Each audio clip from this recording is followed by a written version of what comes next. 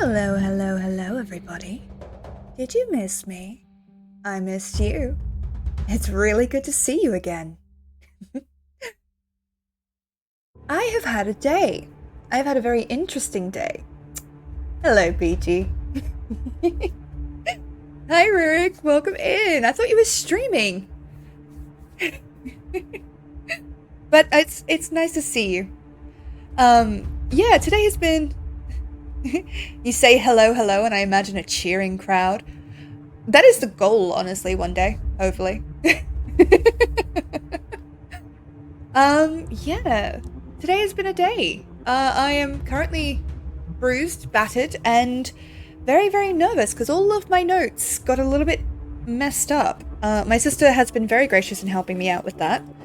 But, yeah, it has been a bit of a stressful occasion. Yeah, okay, I can switch. Oh, my hair looks awful. 1 second.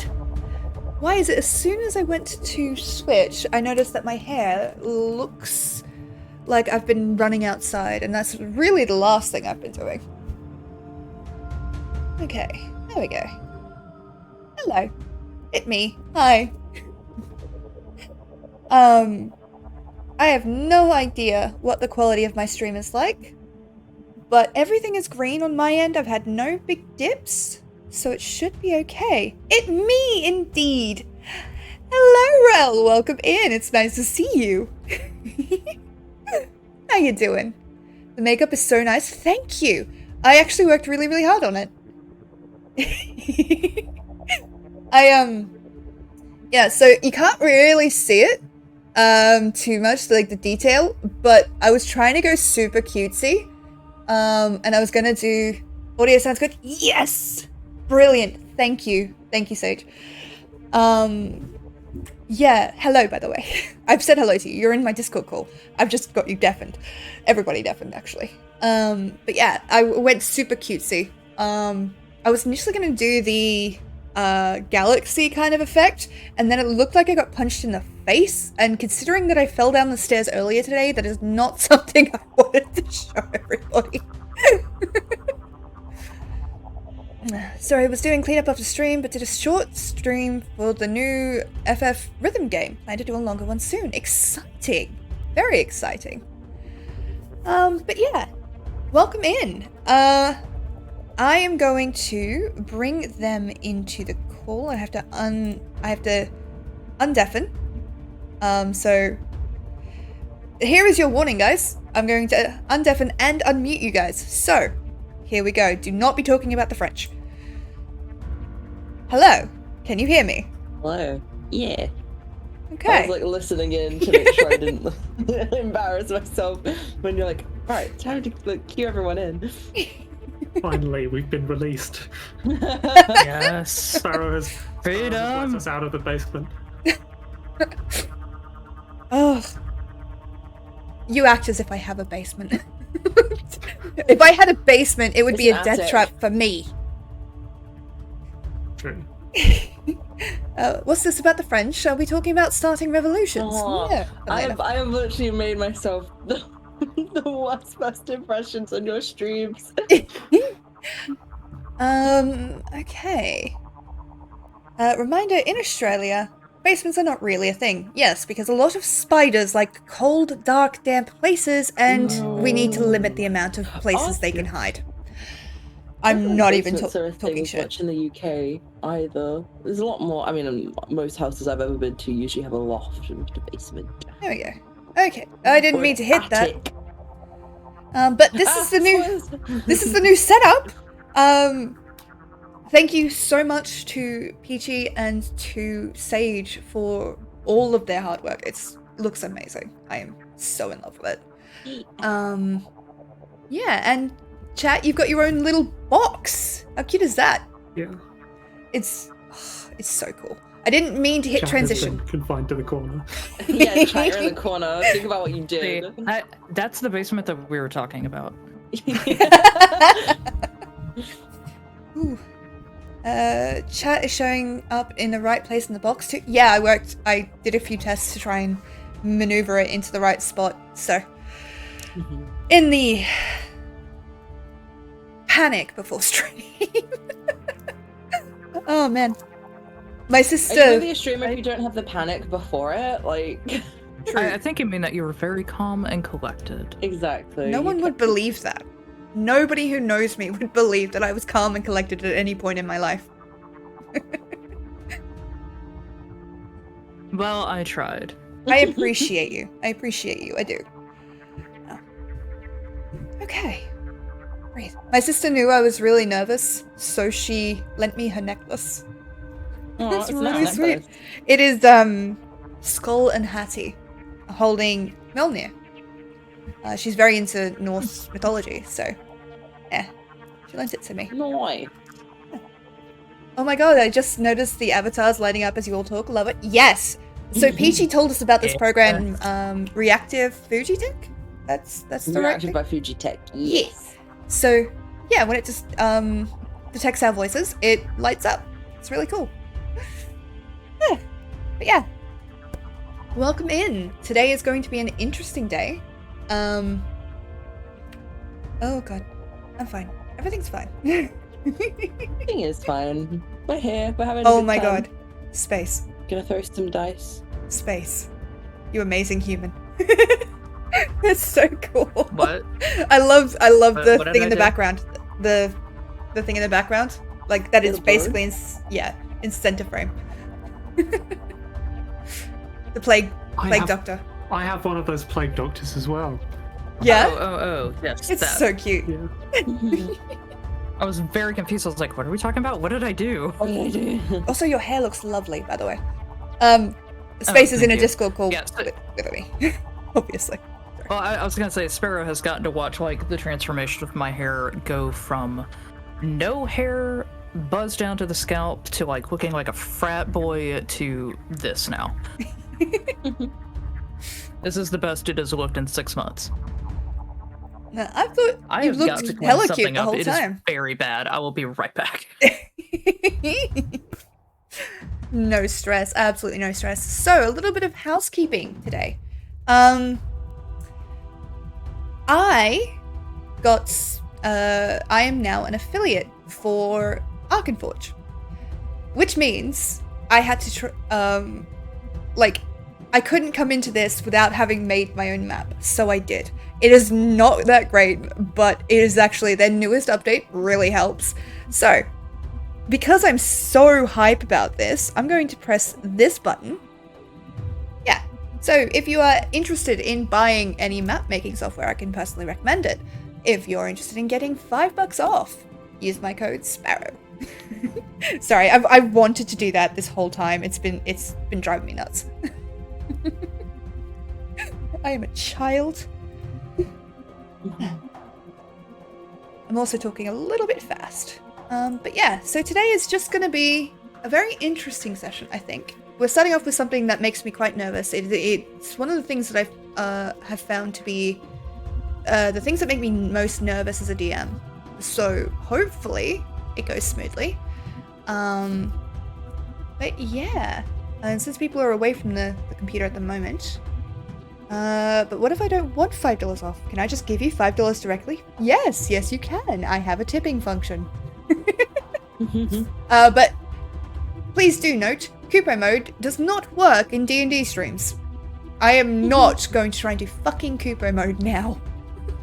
Imagine you get to like a really emotional, like precipice, and it's like, oh, and like with that, your character, like this character dies in your arms. Kupo, and it's like, Kupo? What? It's funny, but Sound alerts should be off. And it did just play on thing, but yeah, sound alerts are off. Just testing. Oh, okay, cool. I'm like, dude. But yeah.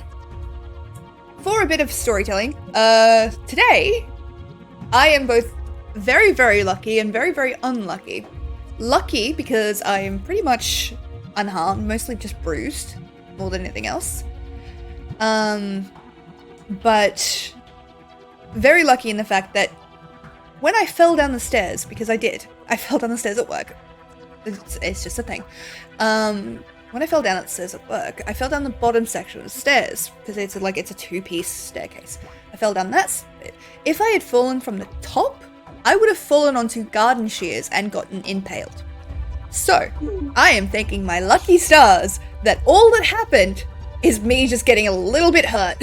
Like, right now my ankles are like really sore, and I think like I might have like sprained them at the very least, but otherwise I'm okay.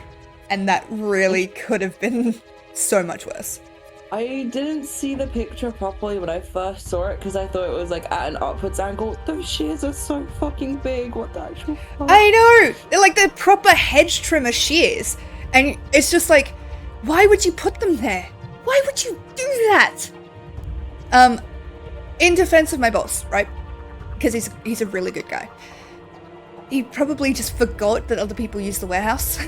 Because he's not had someone there for a long time. Thank the lucky sparrows. Heck yeah, heck yeah. But yeah, I hope all of you are doing okay out there. I hope you're drinking water, had some food, all that good stuff.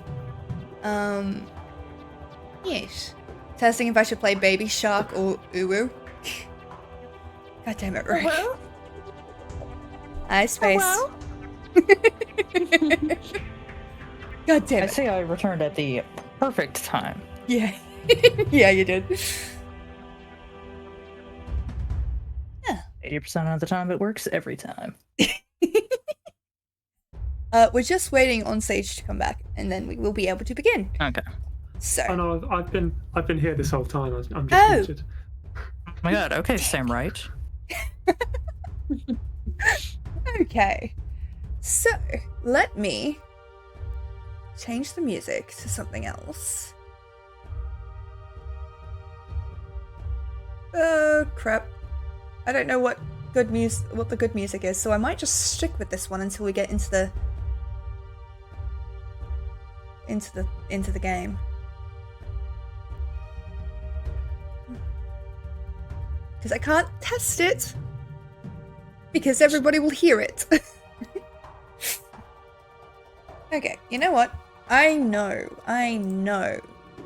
that this is a really good one as soon as it loads. Yeah, it's okay. Everything is fine and good and fine. Yeah, it is. Yeah.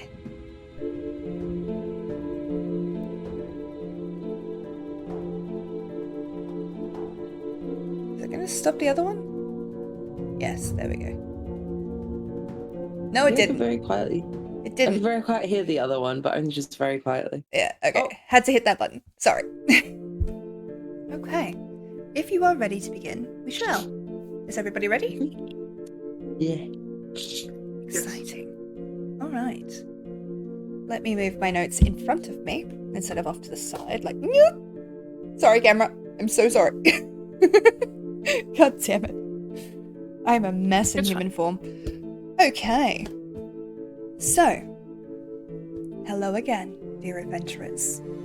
Tonight we return to the wondrous land of Taeve, where myth and magic await. Where we face dungeons and indeed, perhaps, even dragons. Where we left off, the party had returned from their diversion in the forest, the sound of bestial wings still echoing in their ears. Perhaps it was foolishness that led them back into the woods once more, ignorance that led them so willfully into danger. Perhaps it doesn't matter. What does matter was that Albus was lost to us. The plague sweeping the outpost, snatching away light and life from so many.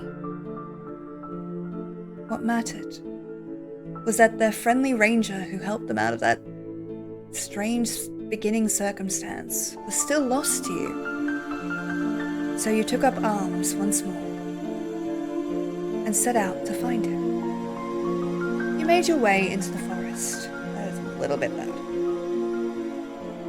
You made your way into the forest, into the wild, wild woods. And using the visions that the strange lichen statue had gifted, led you to a cave. You were not met with a friendly reunion, however. but a rather more morbid sight. A familiar man, perhaps only familiar to one of you, stood over the ranger's panting, bloodied form. A blue-eyed hound defiantly defending this ranger from this familiar man, this merchant, his eyes burning with determination and this protective rage that you've never really seen from an animal before. He mocked them, this merchant, this all-around bastard of a human being, really. Words dripping from his lips like honey, if one could be sure that honey was in fact full of venom. It is here that we will pick up. The mocking of the merchant still ringing defiantly in your ears, the warm summer air like a balm upon exposed skin, but the scent of blood thick and heavy all around you, and the jeering of mercenaries who seem more amused at your appearance than anything else, than threatened by it. The ranger begged you, "Run! Get out of here!" But you didn't. Instead, you rushed forward to meet this man, this strange, twisted creature in deadly battle. And that is where we will pick up.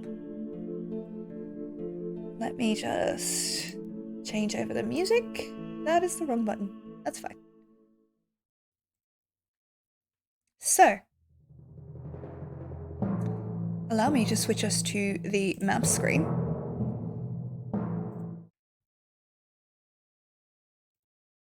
Okay, so,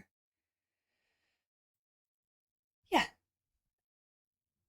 Combat is something that is quite nerve-wracking for me. So hopefully this will go smoothly. Or, at the very least, not as bad as I hope, as I'm thinking it might. First up in the initiative order. Let me withdraw this a bit back so you can see it. We are currently on my screen. I have set all of the enemies' HP to 0, so you cannot see their bars, but I have their health written down here. I was going to set it up with something else, but I fell down the stairs, guys. What do you want from me? How dare you? How absolutely rude of me. I'm going to turn that down. So, first up on the initiative order. Only one flight of stairs, Sparrow. Come on, fuck off.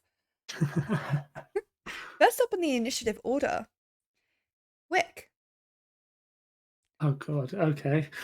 Sorry, I should have given you a warning. Yeah, no, that's okay. So before you, Well, just to give you a bit of a chance to catch up, before you are a couple of mercenaries. The three of them that you can see more towards you are dressed in simple armor, but with a strange symbol kind of etched onto their shoulder pauldron, like this part of their chest here. It's this curious swirling symbol that seems to echo out like a set of spider webs almost. It seems to be a logo of some kind, obviously. The fourth individual that is not the noble merchant is dressed in heavy armor. This man is in what you would assume to be plate mail, and has quite a large, heavy shield on one arm. He's got this thin red bandana kind of wrapped around his head, tied off, and there's this kind of grizzledness to his expression. You can see, by the set of his jaw, that it's been broken a few times and healed back into place. There's scars that litter all the exposed skin that you can see. But beyond him, this manic merchant that taunted you. He looks almost regal, despite the fact his hands are dripping with blood. And as he gestures, almost carelessly, a few more droplets fall to the ground, and despite himself, the ranger flinches away. What would you like to do?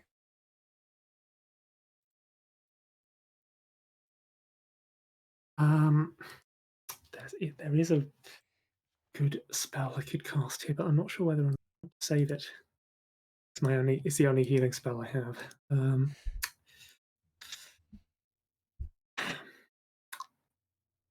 On the other hand, I like to live life a bit dangerously. So what I'm going to do, I think, is so I need to work out. Okay, that's pretty easy.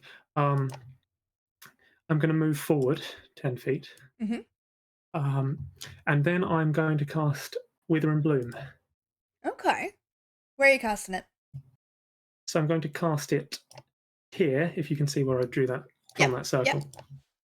I'm going to have all the mercenaries and the merchant take damage, and I'm going to restore hit points to the ranger if I can. Okay. What do I have to roll for that? So the merchants will all make will all be making Constitution saves. Okay. And the ranger will roll one of his hit dice and add my intelligence modifier to the result, which is +3, and gain that many hit points back. Okay, I like it. I like it. All right. So the three less well-dressed mercenaries got a 10, a 12, and a 9 respectively. Do any Those of all those fail. succeed? Lovely. The mercenary captain in the plate armor got a 15, and the That'll noble succeed. got a 17. That'll succeed. Okay. So those who fail take 9 points of necrotic damage, and those who succeed take 4. And those who succeed take 4. Okay. And I will heal the ranger. Ow. So, as usual, when I cast Wither and Bloom, I extend my hands forward, and a swirling swarm of locusts sort of converges from the air and swarms around the mercenaries, biting and cutting into their flesh. Like that tittering, seething swarm that kind of like emanates across the field. I like it. I like it. I like it. I like it. Why did you stop playing the music? What the fuck? What is this? Would you like to keep playing it then? There we go. Okay, so you let out this kind of seething swarm that crosses the battlefield in an instant. The three fodder mercenaries almost, they all flinch and kind of bat at their skin, clawing and batting away at this swarm that tries to consume them. The mercenary is more like the mercenary captain is more stalwart. He like grits his teeth, kind of like doesn't even, reach up to bat them away, but endures it quite stoically. Curiously, the merchant just kind of waves his hand in front of his face, almost like one swats away a bug. He doesn't seem even bothered slightly by it. You watch as remnants of this energy collect around the ranger, and you see his breathing eases just a little bit, but he doesn't look in any shape to be fighting. That's okay. I will, still shaking slightly, I'm going to dig my staff into the ground in front of me defiantly, and I will end my turn there. Okay. Brings us to the merchant. He's going to turn that kind of very relaxed smile that crosses his face. Oh, are we going to have some fun? Let's see. One of you is going to die. You can choose which one, though, if you like. Or I can pick. That will be so good. What do you think? And he looks over at the mercenary captain. Which head should I mount on my wall? To his credit, the mercenary captain just, shrugs. I think they'd all look pretty good, sir. But, I'm not one for aesthetic tastes. Yours clearly outstrips mine. The merchant, like, looks pleased. Like that kind of smug smile. Like, of course it does, you peasant. But it is his turn. So he's going to lift his hand and gesture very sharply. And with that, you hear the sound of cracking bone as one of the ranger's arms rips up and into his chest. You hear, like, the forearm shatter from the twist of it. Take care of them, because I have much more fun things to do. But that will be his turn. Umbra. Dear Umbra. You're up. What are you going to do?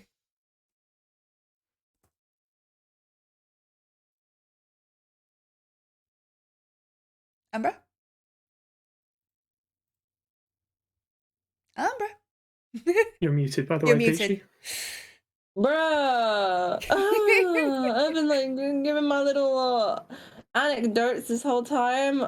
It's because I muted because I had to blow my nose because I keep sneezing. Oh gosh, I'm so far away from him. I don't have any long range spells. SMH. I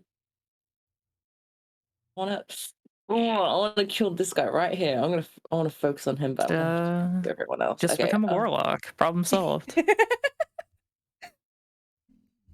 30 feet for me is about like here-ish. So I'll probably gonna go my full movement, which, you know, probably isn't very sensible, but when is Umbra ever gonna like not think with his swords first? We don't know. I keep forgetting exactly where I need to go. 1 second, let me just mark this down with my finger. There we go. Now I know where I need to go. So I'm gonna go 30 feet. And then I can't do any spell yet because I'm not close enough to Thunderwave, but what I will do is I will turn around and give I'm gonna give Thalia. Theala. Thiala. One day I'll get it right. I'm gonna give Thiala Bardic Inspiration. How do you do Oh. that? How do you give Bardic Inspiration? Every time I think about dances in Fire Emblem, basically how they do like the like little like few twirls, and I kind of almost like do this like hold up my hand and kind of do this kind of like blowing motion towards you where basically an array of like glitter and like fine sand will like wash over you to kind of settle on your skin to give you that like sparkly effect, you know. Nice. I It's like the it. skin of a killer, Thiala. So you, God damn it! You're quoting Twilight to me now. Christ. Bringing it into a D&D campaign, we can't escape. So you kind of let the magic move through you. The steps all old and almost unthinking as you channel it around your body in this display of dazzling light that kind of dances around you, and you send it over to Thiala. And Thiala, you kind of get that wash of magic, a faint glitter settling itself across your skin. You are now inspired. God. Is that your turn, Umbra? It's gonna be, apart from the fact that I will be very clearly staring at the merchant with like the most anger a small bunny man can muster. If you haven't used your action yet, I'd suggest taking the dodge action, just because it's like better than doing nothing. Okay. I'm totally smart and I know things about D&D combat, but like, can you like for the sake of our audience, you know, for the sake of the audience, yeah. For the sake of the audience, when you take the dodge action, until your next turn, attacks against you have disadvantage, and you have advantage on dexterity saving throws. Thank you. I will take the dodge action then. Thank you. I've never Okay. this is gonna sound ridiculous. I've never had to take the dodge action, or I've never thought to ever take a dodge action before. So No. Everybody learns. Everybody learns. Okay, but that's your turn? Yes, thank you. Absolutely no stress. That is going to be... I have forgotten to mark these, so we're going to mark you with red. We're going to mark you with green, and we're going to mark you with purple. It is Red's turn. He is going to move 5, 10, 15 into your face, Hmm. Umbra. Go away. Red is You're not sauce. allowed. You're The not red is so. You have no idea what my original title for this game was going to, like, this episode was going to be, and I will tell you at a later point. But it would have made that joke perfect. All right, so he's going to make a swipe at you with his short sword. Under With disadvantage. disadvantage. Why don't I Okay. use Blade Ward? I could have just So Blade Warded that as well. is a 16 to hit with disadvantage. And that's just like a normal attack, right? Yeah. Oh, it's gonna hit. Okay. Let me just get out my dice. Uh-oh. Okay. That is 6 points of piercing damage, slashing damage, as he brings his sword down and across. This, like, puts his full weight into it, and you do manage to bring your sword up to catch it, but it does hit on your arm, and it, like, you glance it away, and it gouges across your arm. It's always the arms. What do you want from me? They're the My most characters easily aren't allowed to damaged. have arms. I know. I'm just not allowed to have arms. Yep, no, Why would you need arms? exactly.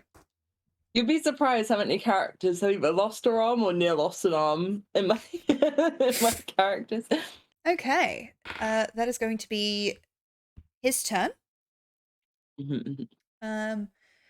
This one is going to move, so it is now Green's turn. Green is going to go 5, 10, 15, 20.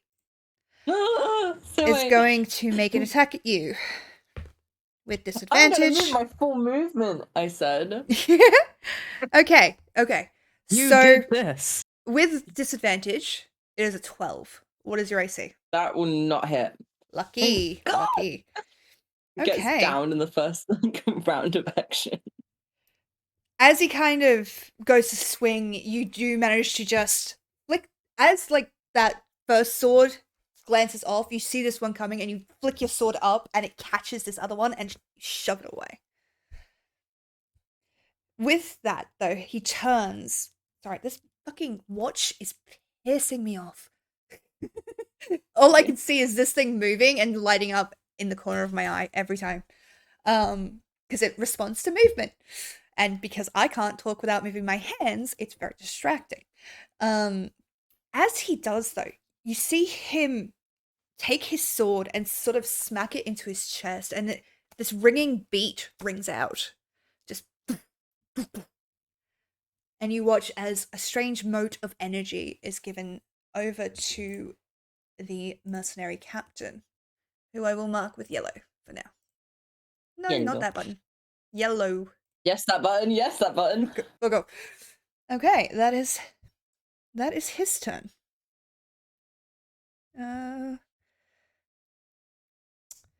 Theala, you're up. What Hello. would you like to do? I am watching that convergence on Umbra, and I need to, and I will move my hands a little bit, and I will actually cast Frostbite at Green there. Okay. You need to make a Constitution saving throw. Ooh, I love Constitution saving throws. That's a 7. Oh yeah, no, you're gonna take this. Hold on.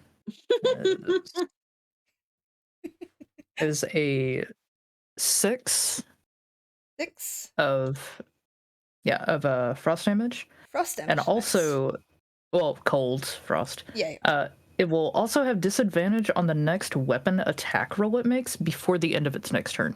Okay, so what does it look like as you Nice. cast this spell? We haven't really gotten to see you do a lot of magic. So, what does it look like? Because I never think about it. Hey, one of your spells finally worked, though. Yeah, you know, it's a different character. Yeah. It's for the character that actually hates using magic. It's verbal and somatic, so it is just like trying to gather like energy in hands, trying to roll it together, and it just comes out as like basically a snowball that just gets thrown. I love that mental image. You're gathering in this energy like a proper, like, drawing it in, compressing aether, and instead of like the seething ball of blue frost energy that one might expect, it's instead this fluffy, soft snowball. And yet when you throw it, it does just as much damage, and it hits him, and you see it like sink into his skin as he kind of reflexively flinches away from it. It's 6 damage. There's no ice inside the snowball yet. Yet. Okay. Is that your turn? Yes. Alrighty. That will bring us to the mercenary captain. He's going to go 5 feet here, and he's going to brace. But that appears How to be all he's dare doing. he? That will bring us to purple, who is going to take a step back, surprisingly enough, and is going to attack you, Wick, with a short bow. Lucky me. Yeah, Wait. lucky you. Oof. That's a natural Thank 20. God it's not. Okay. As a reaction, I am going to cast. Hold on. I need to measure something real quick. Yeah. Yeah. As a reaction, I'm going to cast Silvery Barbs and force him to reroll. What? Hey, all right. Okay. That's not as bad. That is a 17 to hit. That'll hit, but at least it's not a crit. It's not a crit. And Yeah. who are you giving advantage to? I will give advantage to Umbra's next attack roll ability check or saving throw. Thank you. Okay. Okie dokie. So, okay, it's only 4 points of piercing damage as this arrow flies over and just kind of like slams into your side. You do manage to like get out of the way of most of it, so it grazes across your carapace, but it's not pleasant to be shot at. No, Okay. can't imagine it would be. No, I believe it would suck. However, that Yeah. is the end of the round. So, back to the top of the round. Wick, it is now your turn. What would you like to do? Good. I think I'd like to move 10 feet. Wrong tool. I'd like to move 10 feet to here. Yep. And cast Burning Hands in a cone, Ooh. such as to get these the 2 mercenaries next to Umbra. Okay. But I'm going to use my Awakened Spellbook to replace the damage type with bludgeoning. So instead of a cone of fire, I'm going to open my cloak, and a swarm of Hercules beetles are going to fly out and batter Oh, the two. those are the two terrible mercenaries. little fuckers. All right. Yeah. Okay. Creepy. Do they have to make a save? They have to make a dexterity saving throw. Dexterity save. All right. First one is a 6. Second one That is a falls. 15. That'll succeed. Okay. So the one that fails takes 12 bludgeoning damage, and the one Ooh. that succeeds takes 6 bludgeoning damage. That's actually Oh. really iconic. God damn. All right. Okay. So, this swarm of beetles like slams into them. Green is like panicking, clawing, and trying to push these bugs off. Red is panicking, but seems to have a better grip on himself than anything else. Okay. That was my action. That's going to be my turn. Okie dokie. Actually, no, sorry. Before I end my turn, I'm just going to step 10. I'm going to step 5 feet back again, and that's going to be my Okay. turn. Sounds good to me. That will bring us to the Mark. mage. Let me just... the merchant, sorry. Where is it? Because I had a list, and it's important that I have it. God damn it. Where is it? Sorry. 2 seconds.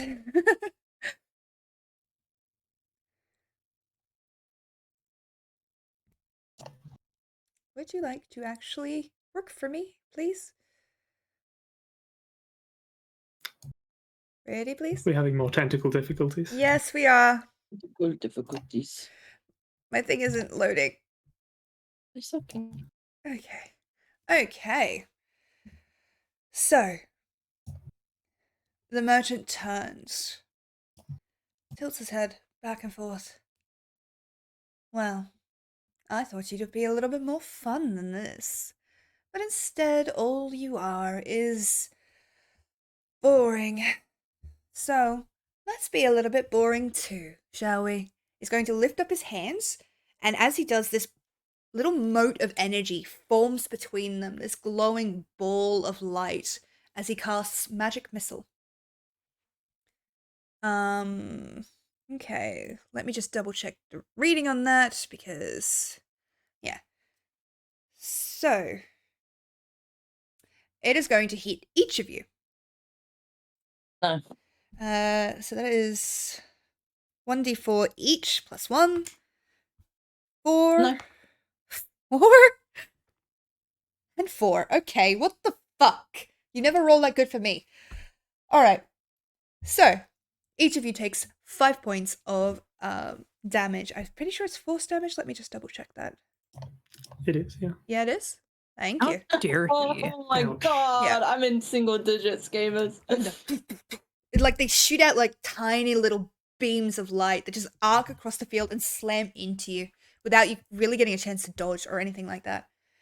And he kind of like looks quite bored, honestly.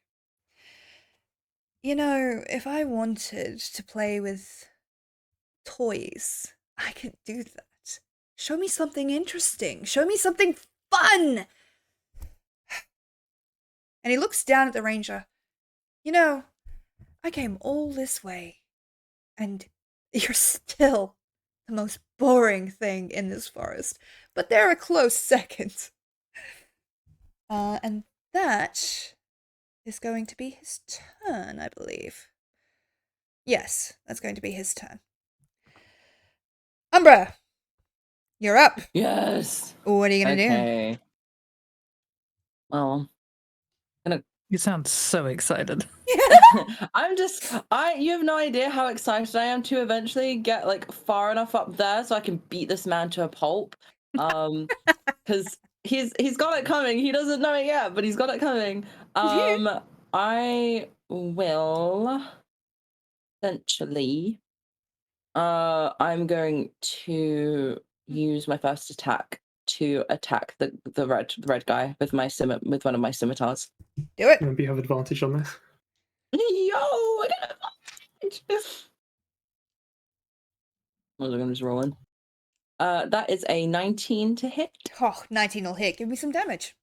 Thank you for advantage. Oh, that's 8 slashing damage. I got a 6. Nice. Oh, Okay. that's a good start.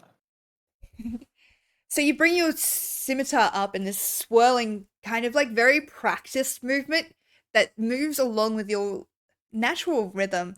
And it's something you've been taught, and it makes it quite unpredictable for people to be able to see it coming.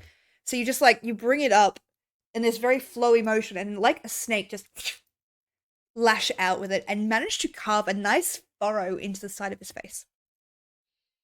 Get fucked. I get for hitting my shoulder. And then, so because I'm 2-weapon, I get to attack again, right? Yes. Yes. As a bonus Nice. action. As a As a bonus action, yeah. I'll use my bonus action to attack him again. Okay, roll for it. It isn't that one. This time he's ready for it. This time, you know, as you go to lash out, he brings his sword up like flat palmed and just catches it and shoves back.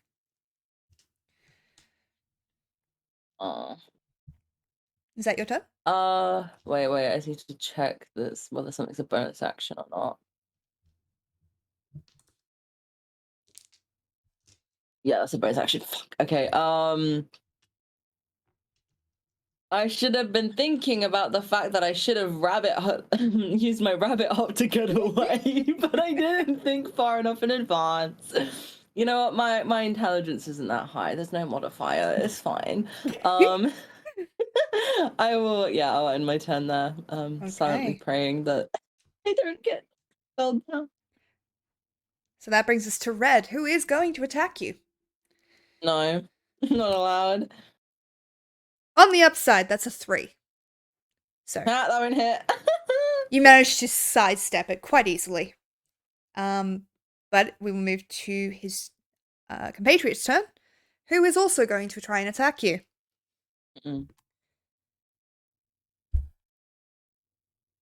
That's a 5.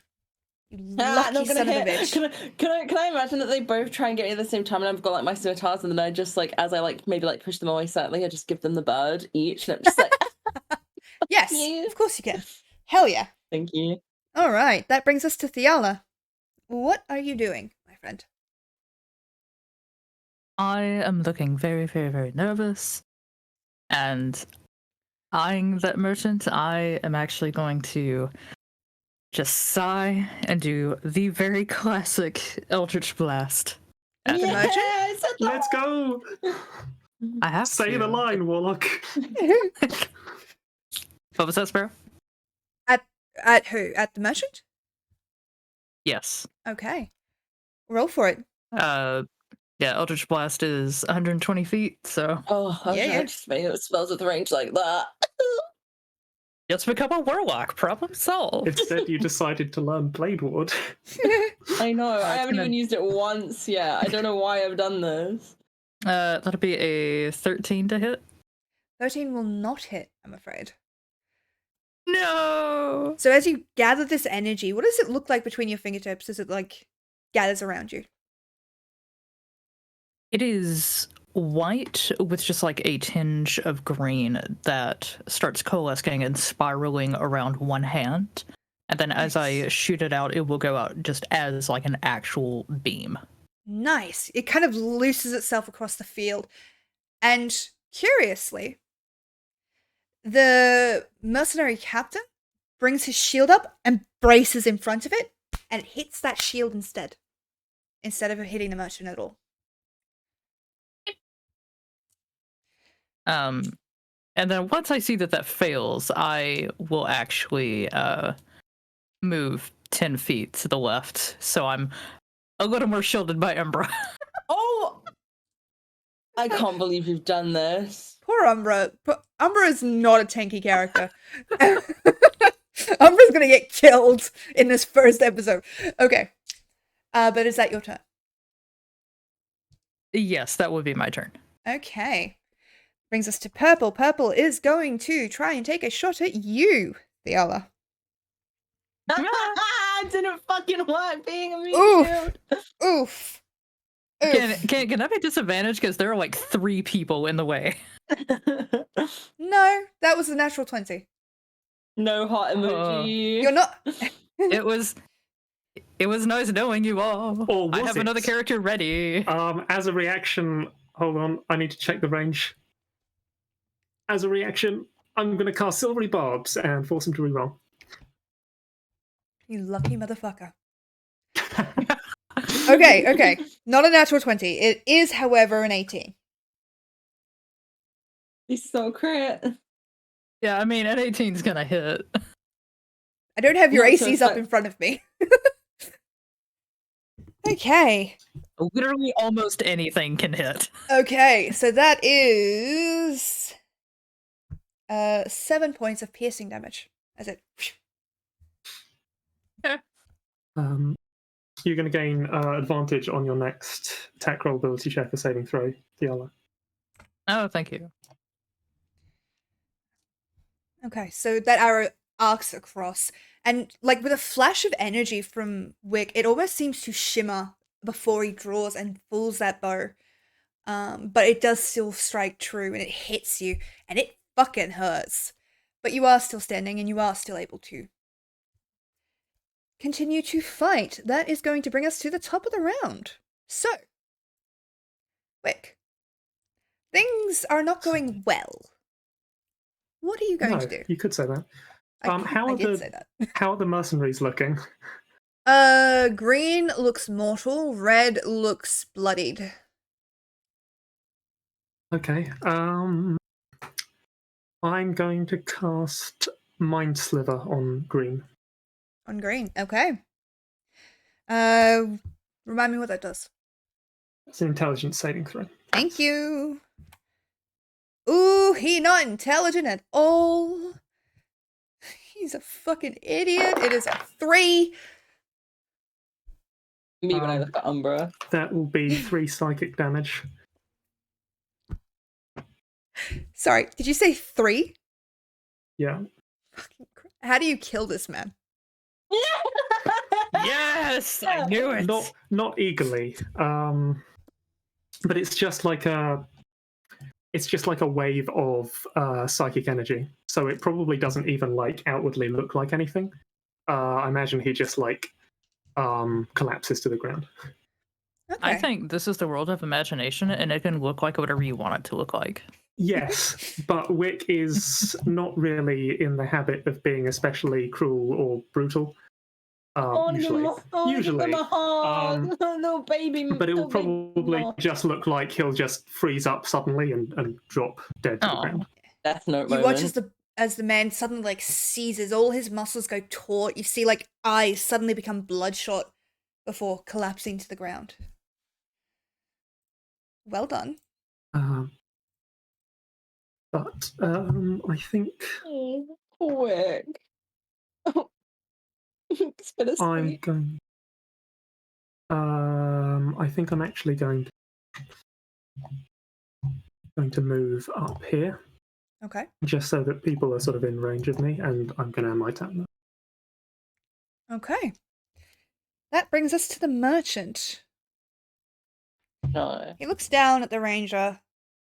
His like hand almost drifting in the air, blood still dripping from it in a rather macabre kind of mix of magic.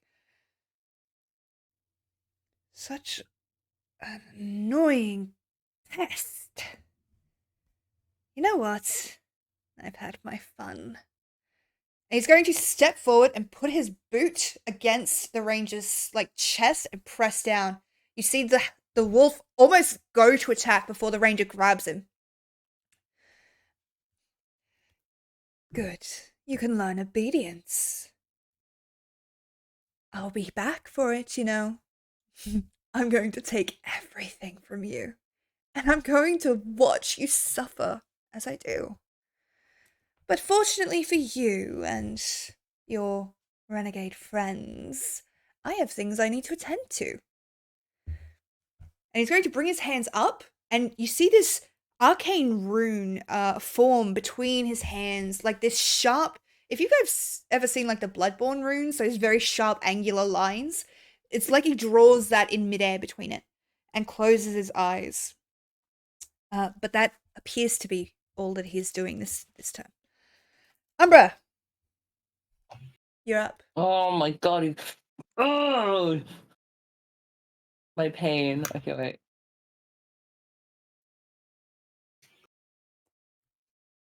Right. I have an Sparrow idea. creates most hateable NPC ever. Asked to leave Twitch. Backstory, like, okay, right. I have an idea of something. Because you're allowed to use your bonus action before your action, yes. Yeah. Unless you're using something like 2-weapon fighting. No. This is gonna be really this is probably gonna be very stupid, but you know, Bunny gotta attack someone. Okay, right, I'm gonna use my rabbit hop. Yep. As a bonus action to essentially so 10 feet. So if you're jumping out the way, you could always like move to the other side of that guy first. Here's my plan. I want to get like around here-ish. Yeah. Because I have a plan to cast a spell. But I'm just trying to figure out with the lucky footwork, like which way would I feasibly be allowed to move like the 10 feet? So you can move around to the other side of this mercenary without provoking an opportunity attack from him. It's only if you move out of his range that you can take the attack. Which Yeah. side? like the north. If you were to move to like the top side of him, then you could use like rabbit hop to like jump away from him. That makes So sense. like feasibly, oh gosh, wrong thing. So like feasibly, I could go like here Yeah. with my rabbit hop, and it not.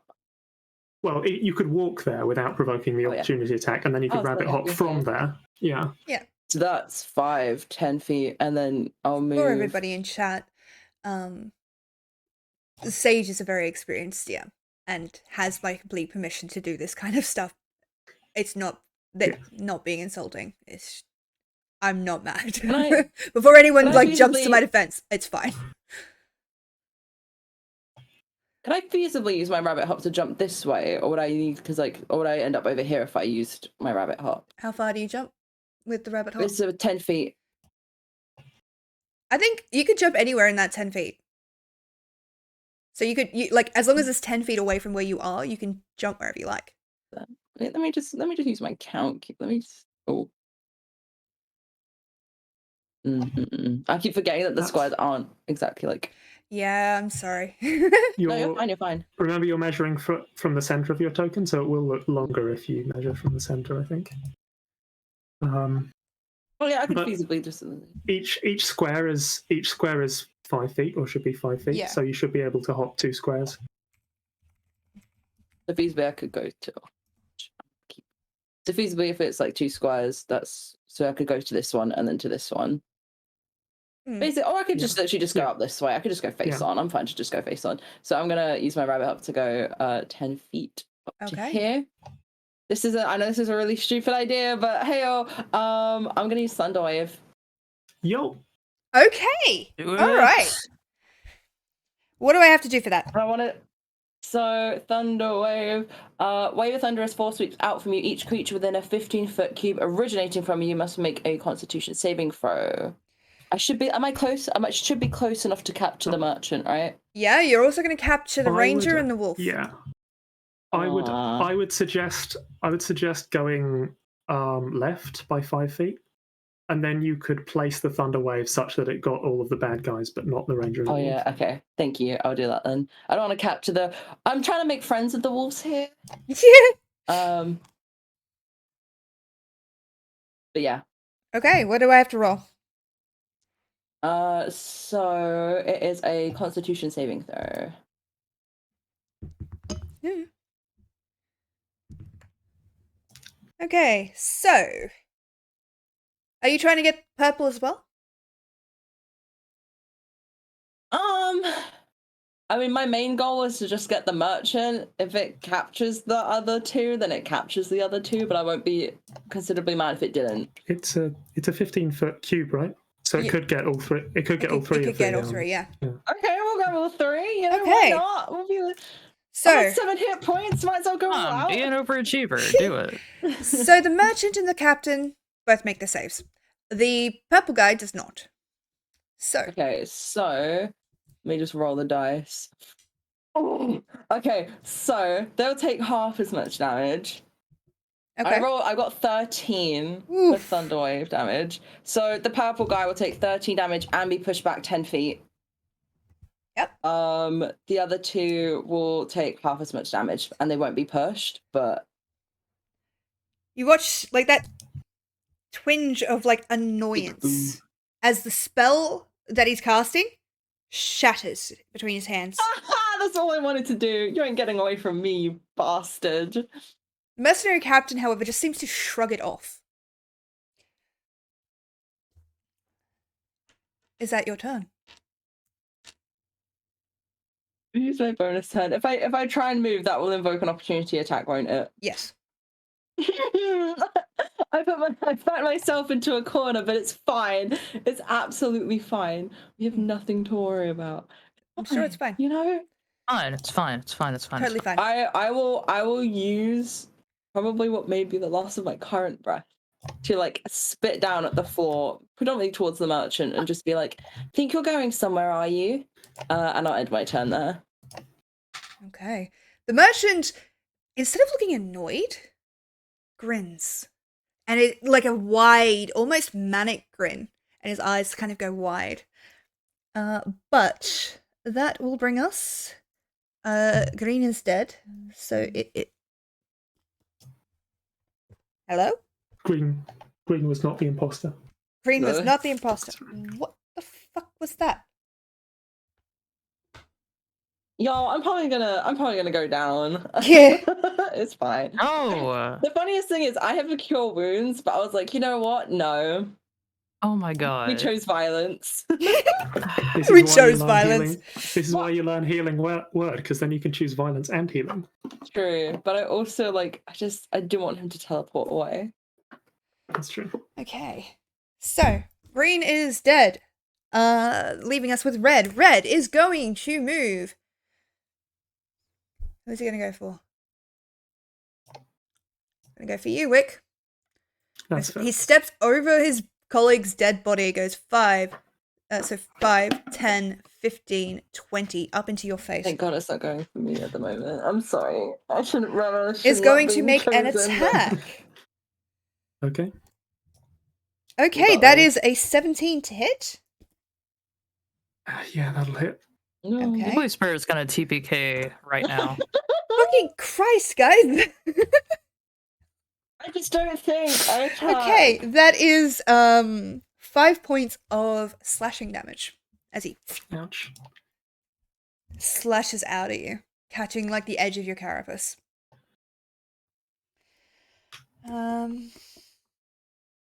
With that, yeah, nope.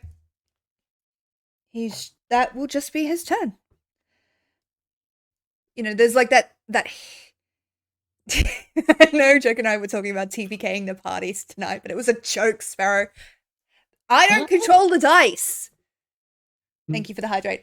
And thank you to Rel for the subscription. I really appreciate it.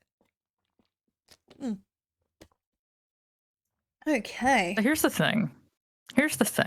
What? If Thigala goes down, I already have a backup character who's a rogue so that I can give Sparrow a million heart attacks with the million actions that I can take. Oh, God. Oh, I already have God. a backup character in mind. I used to don't- play only I rogues. don't, but I can make one. And I will make a healer this time if I did die. I'll make a barbarian next time. Fuck my Hell life. Okay. Wait, That is his turn. Wick, Next. just let my rogue ride on your barbarian's shoulders. Okay, listen, if any of you bring that freaking centaur combination to my table, I am No. going to kick you. No. They'd be Literally. a goblin. Diala, what are you doing? What are you doing? I am absolutely terrified of being Better out in be the something open. Do something big. Do something Oh important. god. Remember, you have advantage on whatever your next roll is. I do, and I'm actually gonna try to Eldritch Blast the merchant again. Do you have like hex or something? I do not. Ah, imagine. Okay, I will send you my spell list later, and you can laugh at this. Oh no. roll for it. With advantage, he said. That's a. Oh, well, do it the second one is. Oh, and remember, you also have you still have the inspiration from Umbra Yeah, my I do. in case you need to use it. So with the advantage, that was a 19 to hit. 19 will hit. Okay, and then what? 1d10. Do you have agonizing blast at least? Why would I have that? Oh, God. That is a 7 damage. 7 damage. You let that energy spark and fly across the field. It hits the edge of the mercenary's shield, but does slam into the merchant, who turns that almost crazed gaze upon you.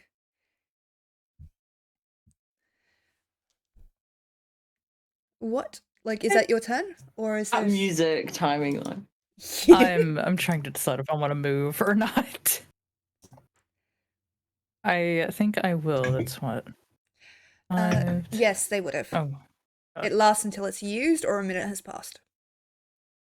It's not a concentration being kept up by Umbra. 15, 20, 25. I'll just move right there Okay. and hope that that body can hide me. All right. It is The body that's now on the floor. the mercenary captain's turn. Bye, everyone. It was nice knowing you. He kind of looks at you with an amused kind of grin. It's now that you're closer, a couple of things stand out to you.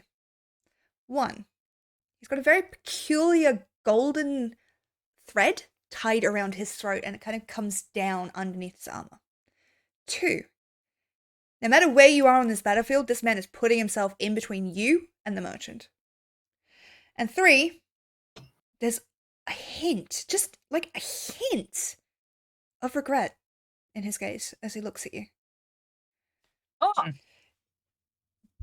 That is not going to stop him, however, as he God. he hefts this fuck off battle axe. Oh God, I'm gonna get claved in twain. Fortunately, he's only wielding it with one hand, so it is like, oh no, he has to drop. Unfortunately, my sound alerts are turned off, Mum. But thank you. Legit, I am in danger.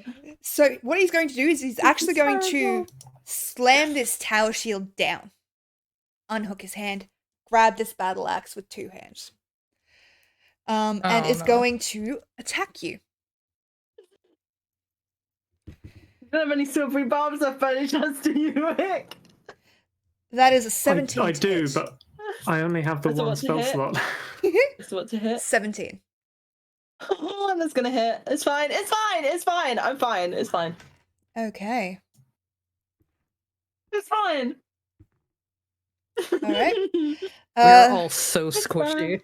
You're also Very fucking squishy. What am I going to do? The dice don't like you, though, 'cause that is.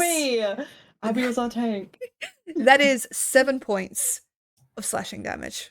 Why did it have to be 7 exactly? Why couldn't it have been 6? Oh dear. I only had 7 points left. So I've hit he 0 brings HP. this down across you, and it's like lights just straight out. And you guys watch as Umbra collapses like a marionette with their strings cut as he finishes that swing through with the axe. Withdraws, plants it, picks up the tower shield. And that is his turn. That brings us to Purple. Purple is going to attack Yala. With an 18 to hit. Yeah, it's gonna hit. It's gonna hit. It's gonna hit, baby. And that's gonna be another 6 points of piercing damage as it arcs across at you.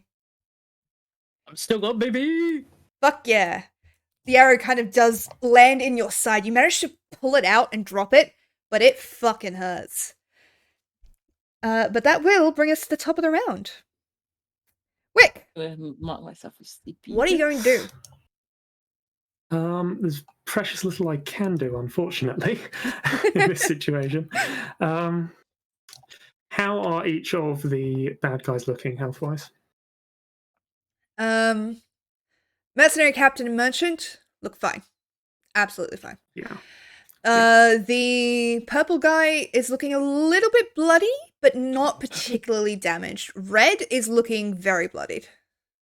Like There's he's no way kind we're of getting out of this breathing alive. It's fine. quite heavily. I'm sorry. Purple guy. The man behind the slaughter. The man behind the slaughter. I regret so much.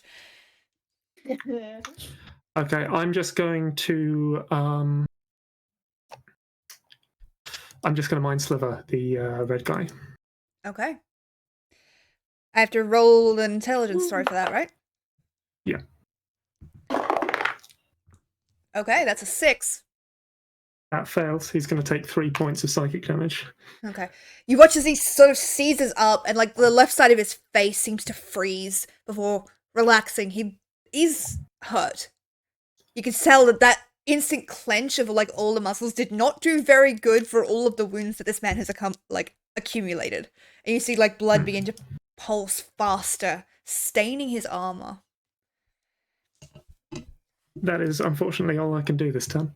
Okay. Brings us to the merchant. He's going to turn. Oh, did the poor bunny overstep? We should have killed them all, but you got lucky. Don't worry. We'll see each other again, sweet thing. But right now, I have more important things to do. And he's going to lift his hand. And in it is a dark globe of energy that seems to wreathe and crackle with lightning. I was going to be nice. I was going to let you go. Well, actually, no, I wasn't. I was going to let you think I was going to let you go. But then, I was going to let them kill you. Each and every one. He's going to look over at you, Thiala. Didn't I tell you one of you was going to die?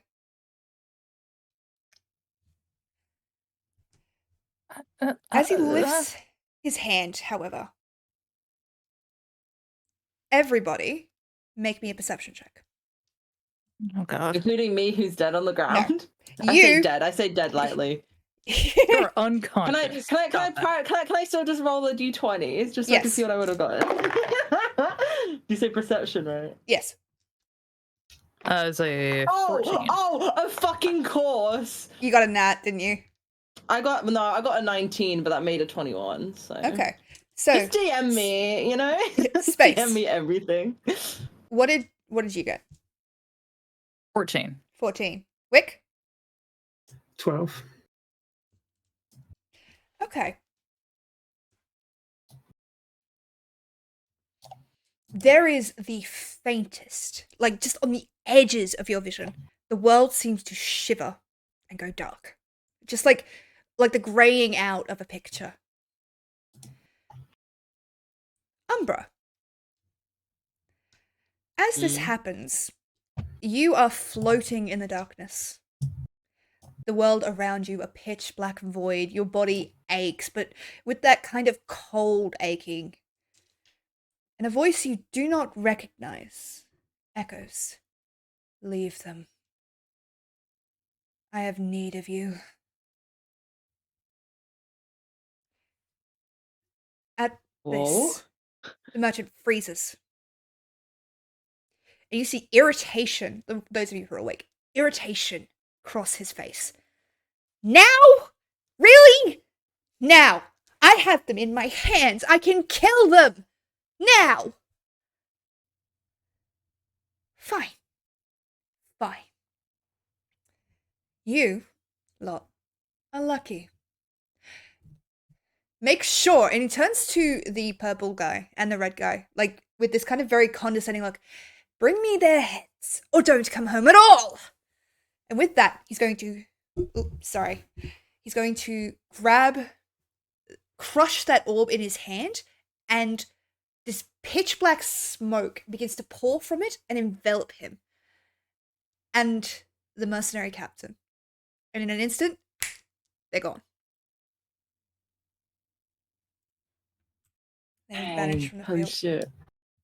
What the fuck? Fine. Okay. That will bring us to Umbra. Since you are unconscious and we make, in this game, I make the death saving throws. So, Oh, dear. fuck. Oh, no. let us see Will you what let happens. me know? No! You don't get to know shit. Nobody does. That's the best thing. I heard the voice of Heidelin and I'm about to die. All right. That is going to be Mercenary Red's turn. Yeah, you don't get to know shit until success or Dang. failure at the end. Until you live or you die. I You find have that two choices. Yeah. You either die or you die. Wait, I have that meme. I am sorry about the mic spiking. I don't think my filters are on it. So hopefully I will fix that by next stream or by the end of the stream. I don't know. Yes, red is going to attack you, Wick. There is a newfound fervor in his gaze dear. of fear in it. He's going to... Oof, okay. That is like an 11. That'll miss. Gonna miss. There is such desperation in his face, this kind of panicky shake to the sword, that he lashes out, and you know he wants to hurt you. You know that that's what he wants to do. He wants to kill you. But there's so much anxiety that the swing just goes wide. And it makes him panic. But that will bring us to Ciala. You're up. What are you gonna do? I am barely holding on, and I am actually going to cast Armor of Agathis on myself. Okay. So what does it look like as you cast Basically, that? that'll give me... What does it look like as you cast that? I am putting a hand to my chest as I just wheeze during an anxiety attack, and just strips of like bright ice blue will go from my hand on my chest to like around me, and then form this ice armor around me. Nice. I like that. You hear like the crackling as ice forms out of thin air, and like Yes. Very cool. And then movement, I will move over here. 15 feet? Okay. That's gone. So it is now. Oh, sorry. Was that your turn? That is in fact my turn. I gave myself 10 temporary hit points. Nice. They're gone. So purple guy is going to take aim at you. Oh dear. That is going to be an 8, however. So I don't think that's going to hit you, Ciala. No. The arrow hits that ice and just glances off, going harmlessly into the trees. But that will bring us to top of the round. Wick, you're up. Seeing the fear and the anxiety on the mercenary's face, I'm just going to give him a meaningful look, like a look of understanding almost, and just push his short sword to the side, and I'm just going to walk past him and towards Umbra. Oh, Make me a persuasion check. Okay. If it doesn't work, then it doesn't work. However, that is going to be a 16. You reach out very gingerly, placing your fingertips against the sword. And it is the lack of movement, the lack of like offensive movement that seems to startle him. And he lets you push the sword away. And you just step past. What is your passive perception? Passive perception is only 11. Okay. You catch the faintest flash of gold around his throat as you pass. But he seems to allow you to pass unhindered. Okay, I'm going to move up to Umbra, and I'm going to attempt to stabilize him as an action. what? Go for it. Medicine, I believe. Actually, hold on. Does Umbra still have that healing potion on her? I don't think we ever used it because Yeah. I kind of I don't forgot think that I we had did. it. I'm gonna Yeah. be real. Let me look. Yeah. I Yeah, mean, it's potion of still, healing. still on your character sheet. Okay, in that case, can I potentially take the healing potion from Umbra and feed it to him? Down the hatch. Yes, That'll be your yes, action, but yes. Yes. Why don't you roll Beautiful. Perfect. the D4 for the +3 for it. Oh, yeah. Tell me how much health Umbra gets. I actually have a. My headphones just popped out. Hold on. Okay. I believe I in have- this party. I have some potions that Doyley's mum made me. Oh, They're like little jars with D4s in them. And That's like so healing potion cool. colours. It's very cute. So is this like a standard potion of healing? yes. Okay. That is going to be Remembering that. 8 points of healing. Ooh. Umbra, it's like you get shunted from this cold, almost peaceful place back into a saw blade of reality, reds and blacks. Your body aches, but you are alive. And you kind of open your eyes blearily to see Wick staring at you with what I assume to be quite a worried expression. Yes. Definitely. As my mind is like still catching up to myself, you just kind of get me like blearily asking, like, did we win? I shake my head. I'm just gonna let out like a string of curses as I like knock my head back briefly into the ground. But that'll be the end of my turn. Okay. Umbra, you're up. What do you do? Well, actually, I'm down. No, am I lying Hey! prone then? Yes. So you would need to that'll be use half half- your movement to get up. Okay. So I'll kind of like, maybe kind of like finding purchase on Wick to kind of get some support. Maybe like you lend me your staff. I'll kind of like try and like right myself up a little bit and kind of like look around the field a little bit like worriedly, trying to see if the merchant is still there, and kind of like kick my foot into the ground when I realize that he's gone, and just kind of just angry little energy coming off me before I kind of push my hair back, and I'll cast Cure Wounds on myself. Okay. What does it look like as you cast Cure Wounds? So like, you know, when basically like, you know, in like a desert when you find an oasis and there's that kind of like water effect that like gets reflected by the light. The hazy shimmer.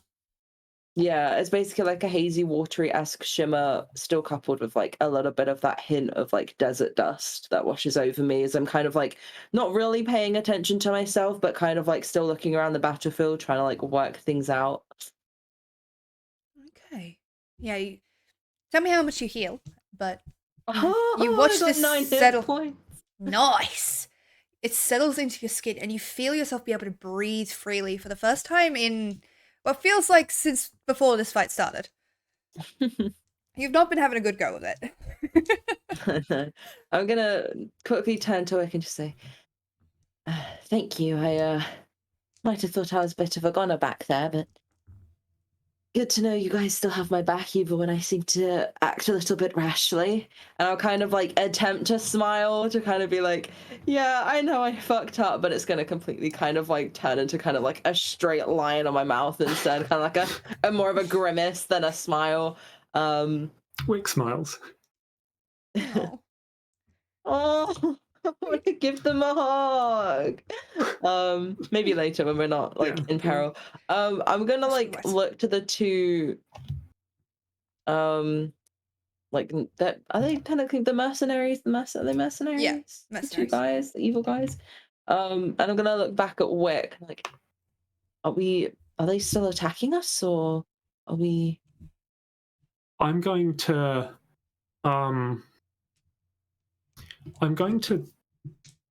if I have time to communicate this, I will sort of like trace like a thread around my neck and point to the actually no, that makes it look like I'm saying to kill him. Yeah. Well, bearing in mind, I mean I saw the thread on the big buff dude, so like feasibly I could understand what you might have been hinting towards, because I've actively seen it on them as well, like on someone else. I'm going to point to the mercenary, point to my own neck, and mime someone who's mime being strangled, basically.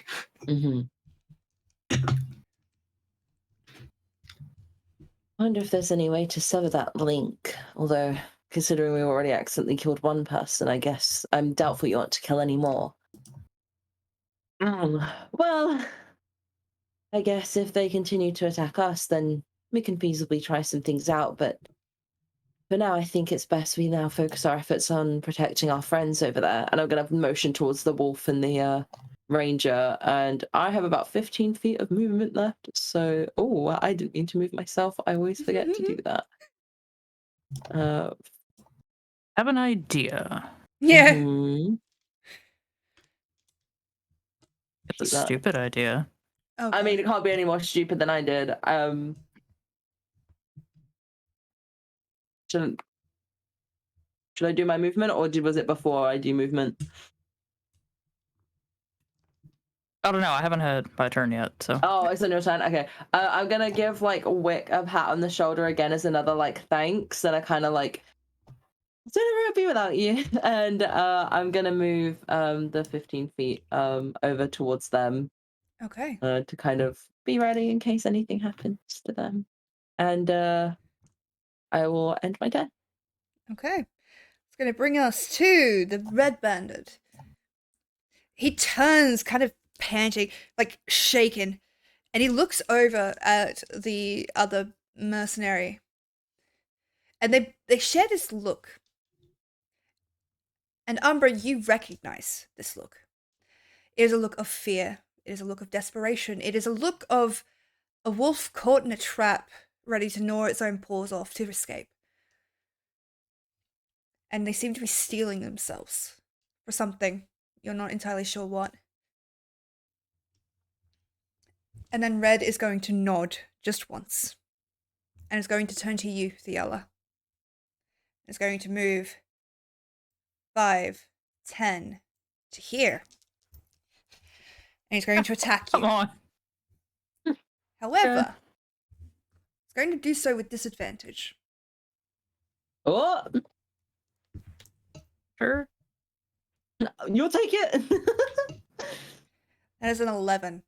So, as he lifts his sword, you see him very purposefully slow down and go to attack, but in a very, like, exaggerated way. And you're just easily able to just step aside. And he leaves himself open. Like, as he swings down, it's this very deliberate, like, he's moving in slow motion for you. Mm-hmm. But that is his turn, and that will actually bring us to your turn. All right. Could I mime something to Theala if I have time? Just waving down. Okay. I don't see why not. I'm going to like telepathically message Theala to get their attention, and I'm going to mime like being hit over the head and then putting my hand, like leaning my head on my hands like I'm sleeping. I'm just imagining that scene from like Emperor's New Groove of Yzma, just like trying to signal Get across on that. the broccoli. Like, knock him the fuck out. I love that. Fuck's sake. All right, oh god, I have to figure out where to move now because I had it figured out. There's that one. God damn it! Why did you have to move him? It's gonna be perfect. What the fuck do you want from me? How am I supposed to know what you need me to do? I need you to be a psychic DM, obviously. So remember that when you make a melee attack, you can choose to make it. You can choose to make it non-lethal, so you can knock someone out. I don't know if you have any melee attacks, but I do. This character hates it though. Yeah. oh, I see. God. I am actually going to look at this guy and I'm going to see those movements and cast Charm Person on him. Nice. Okay. It's going to be a Wisdom saving throw. Let me just look something up. Oh no. Like I'm actually as a bard, I'm genuinely afraid to use Charm Person and like use it on the wrong thing, because that's like the first time I ever played a bard. That's what I did, and I died. So like, Oh no. there's just I am fearful. I'd be surprised if this guy didn't count as a humanoid. He counts. Get ready to be as a surprised. humanoid. I'm just checking something.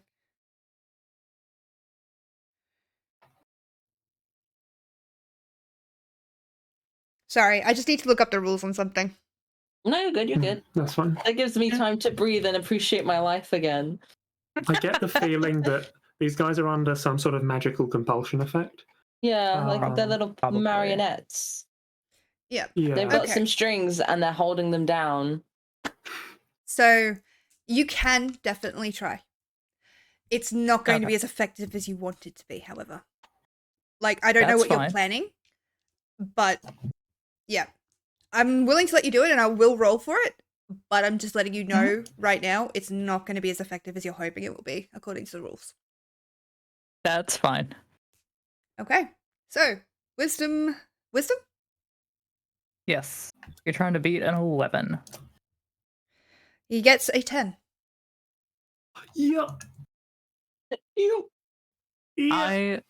I have like not had a single weapon out this entire time, so I'm just holding hands out open, surrender. Like You're holding his like- hands. no, I'm not holding his hand. I'm holding my own hands up. Yeah. I'm just like, please, I don't want to fight you. I don't like fighting at all. You clearly don't want to do this either. Would you just sit and talk with me for a minute? Are you saying this to him? Yes. But no more than a minute. He does Well, I mean, freeze. it'll last for an hour, but Oh, okay. And you see, like, his jaw grits. And Mhm. his mouth, like, he tries to open his mouth, but you see, like, his jaw doesn't open with it. And there is this frustration, this desperation, as you notice that that gold thread seems to be sinking into his skin and constricting. And he lowers his sword okay. and then lifts it up again, like trying to communicate something to you. But he doesn't lower his sword all the way and he doesn't sit down. But there is pure desperation on his face. Like, still hands out, and I'm gonna like motion to Wick, and I'm just like, it's fine. Do not attack him. It's fine. Okay. I think I know how this works, but I don't know how I would communicate it in character. I feel like That you know is- what to do. Like, I have an idea of something, but like my idea could be vastly different to what you guys might be thinking, which is kind of funny. That is my whole turn. Okay. That is going to bring us to Purple Guy. The man behind the slaughter. Oh my I God. need to change his fucking color. He No! lifts his goes from holding his short bow down, arrow knocked. You see his jaw clenched. He's going to lift it up and aim at you, Wick. No way. There is something in his gaze. He is staring very particularly at a spot near you. Like, where you are. It's almost like he's staring at your shoulder specifically. And he waits 1 second. 2 seconds. I won't attempt to dodge. He draws the arrow. 1, 2. And then looses it. And it is arcing right for your shoulder. So. I'll roll it. Should I roll that with disadvantage, do you think? He's telegraphing it pretty fucking clearly. Oh, I see. Okay, if he's intending for me to dodge, then I'll try and dodge. Okay. I'll roll with disadvantage. Okay, That is a 10. that'll miss. Kind of catching this, you do manage to fling your shoulder back just as the arrow goes past you. And, like, you hear it thud into the ground. For a second, a flicker of relief across his face. Before his entire body sort of jerks, you see that golden thread cut in, and you see trickles of blood begin to seep down his neck. But that will bring us to the end of the round. So, top of the round, Wick, what are you doing? Have an idea.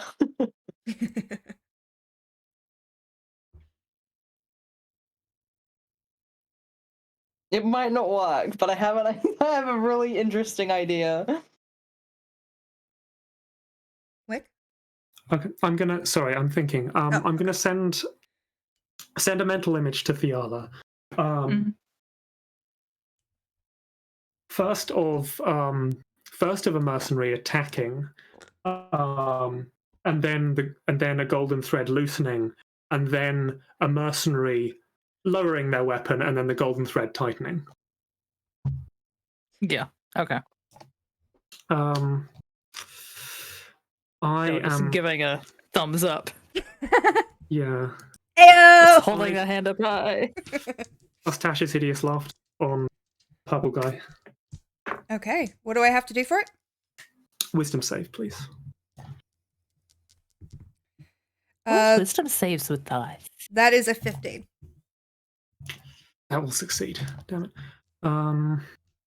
Say it's non-fatal. Say it's non-fatal. Okay. I'm gonna walk up to him. Whoa! You just had to zoom. But that is unfortunately my turn. Okay. Umbra, you're up. Right.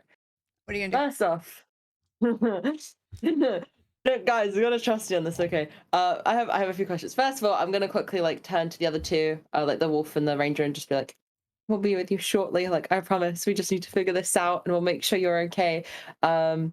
And then I'm going to use basically all of my movement to get up to here. And I have a question to ask. Okay. So, feasibly, can I first of all, can I use my bonus action to use one of my weapons before I use my main action? So I've got my 2-weapon fighting. Can I feasibly use? You have to take the attack action. Yeah. Okay. In order to use the bonus action 2-weapon fighting. Do you have any spell slots of does anyone else have a spell for healing? I'm all out of spells. We can stabilize them. If we knock them out, we can stabilize them. Yeah. And that would mean that they're unconscious but not dying. Because I have an idea. But if you knock someone out, if you deliberately don't deal lethal damage, they become stable automatically. Well, here's the thing. It's a thread, right?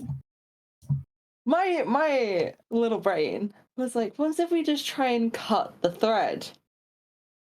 So I don't know if there's a feasible way to cut someone's throat without it being lethal. Although, you said it goes down the body, right? The thread looks like it goes further down. So yeah, it wraps around his throat, and on the mercenary captain that you saw, it went down. These ones seem to just be a ring around the throat. Okay, ring a rosies. I would say it would be pretty difficult to get your knife in between the skin and the blade. What if I just, what if I non-lethally cut someone's throat, but it's fine because we can stabilize him. Because I'm saying it's not lethal. If you knock him out, he won't have to choose between attacking us and not attacking us. True. Okay, with kind of a very understanding look, there's some moment of arm against arm solidarity going on here, and I'm going to kind of bring up my scimitar, and I'm gonna kind of flick it around so I'm the butt end of it is kind of facing towards this guy. And I'm going to attack to knock him out with the butt end of my scimitar. So the handle bit. The Jordan he's got a lot, he's still quite healthy. Just a forewarning. But yeah, you can definitely do that. Go ahead and roll for it. I hate everything. Can I? I got a nat 1. Can I use my bonus action to try again? Weapon fighting, You don't have to hit with the attack action. You just have to take it, right? Sage? Yeah. Oh, well, I got a 5. You don't have to hit with the first attack to make the second attack. Yeah.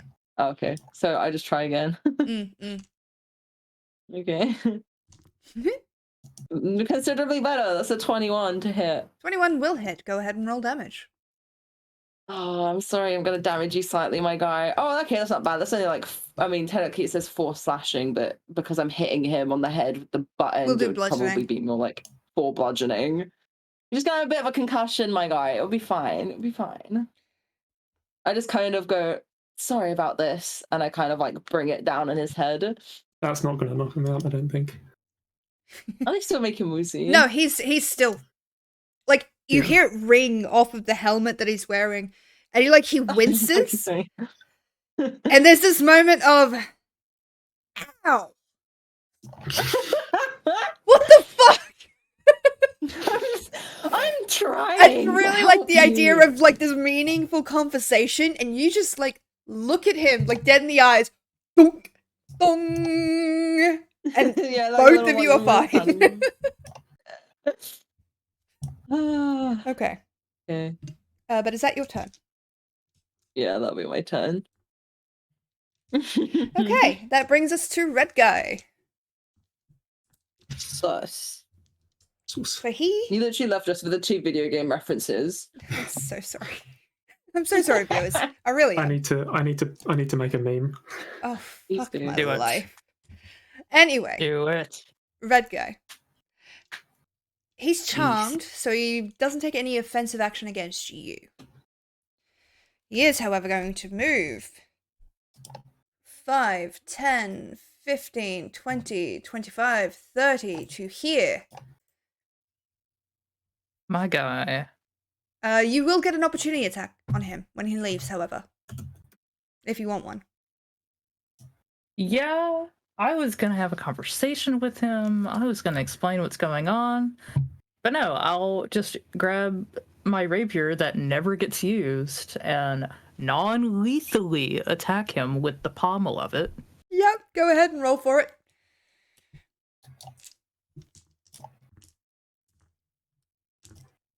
It's gonna be a 19. 19 will hit. Roll damage.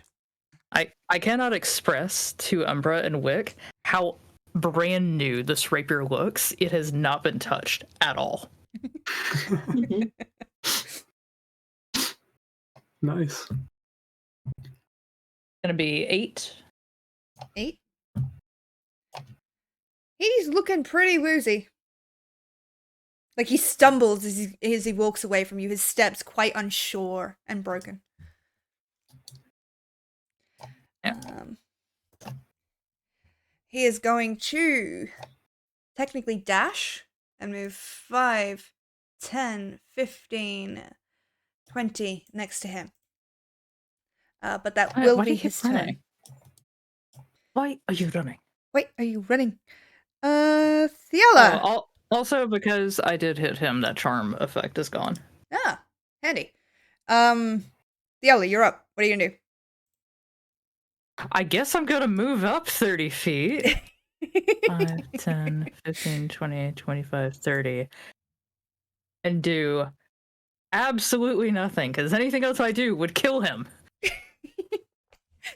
You can definitely try to do something non-lethally, but that is entirely up to you. I can either Eldritch Blast or I can throw a dagger.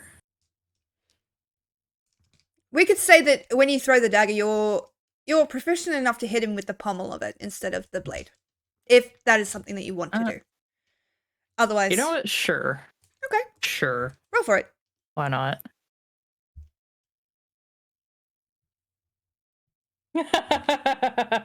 No.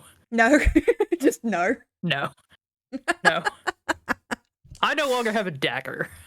And it just keeps going.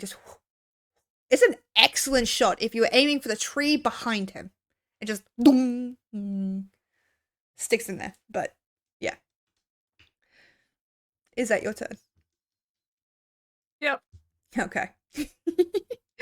That is going to bring us to the purple one.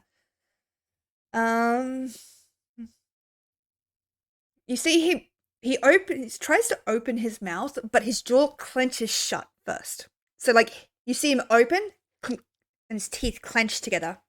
And there's that frustration, that desperation, even as the golden thread begins to cut in. He lifts his short bow, draws it, and is going to fire it, like turn to you, Umbra. 1, 2. And then it's going to release it. and is going to make an attack roll with disadvantage. That that is an 8. Or that would miss. Yeah, so the arrow just into the ground. And you see him clench his teeth harder as that cord begins to bite and more blood begins to pour. But that is his turn.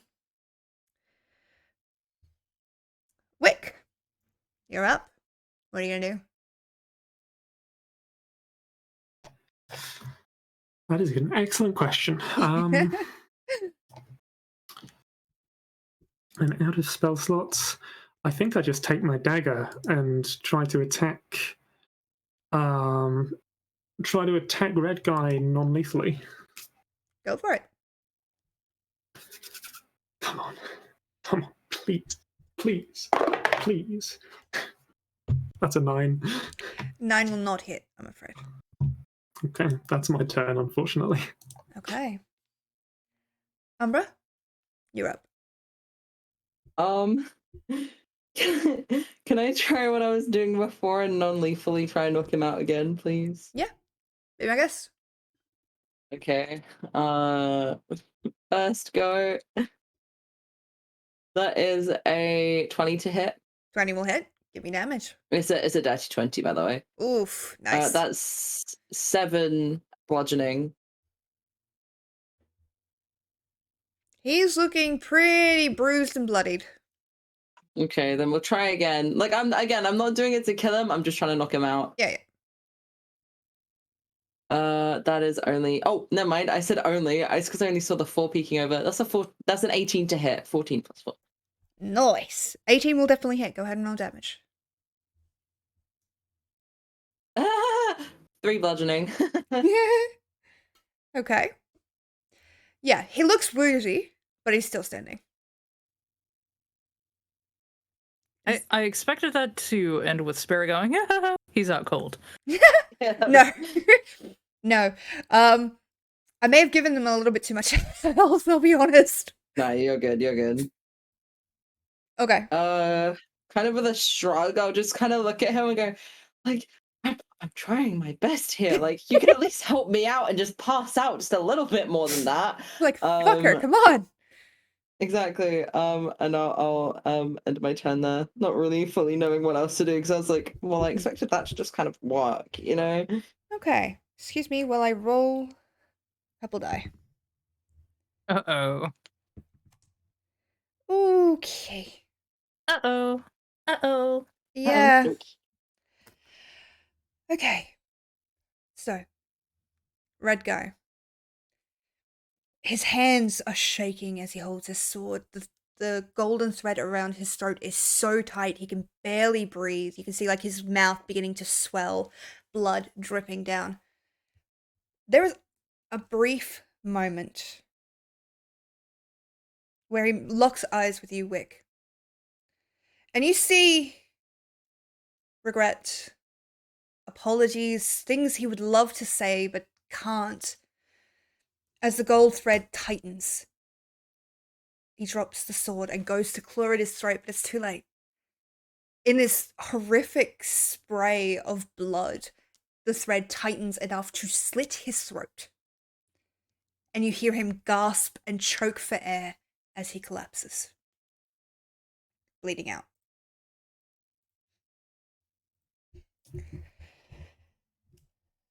Glad I'm still 10 feet back, so I'm out of the splash zone. Dang. God fucking damn it. Why did that have to be your first response? Fuck's sake. Oh dear.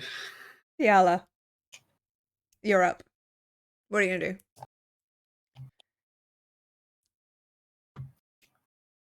I am super not into that. So instead, I'm gonna go and spend my movement to check on these guys. How are they looking? The ranger is looking pretty badly hurt. You can see that his arm is twisted in a terrible way, the bones twisted and broken. It looks like someone has literally begun to carve at his chest with their fingers, like parting the skin and bone. The front of his vest is soaked in blood. His hound is perched over him defensively, looking up at you, and There's not much recognition in those blue eyes, but it doesn't Mhm. make any attempts to attack you. It's just like hunched over him, trying to protect him as best as it can. And can I just like kneel down, arms out as unthreateningly as possible, and do like a medicine check on this guy to try and get him stable? Yeah. Definitely go ahead and roll. Okay.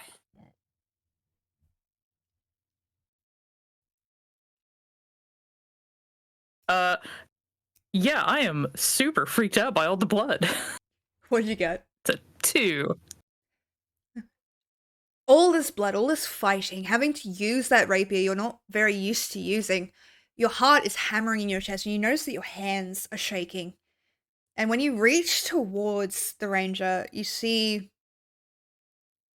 the hound, like, bristles, fur standing on end, teeth beginning to bare, reacting maybe to your energy, maybe to the idea of anyone trying to touch his compatriot. But you think it's wise not to do anything. Like you catch the warning and you're like, okay, no touchy, got it. Yep. Okay. Is that your turn? It sure is. Okay. It is now Purple Guy's turn. Gotta roll the dice.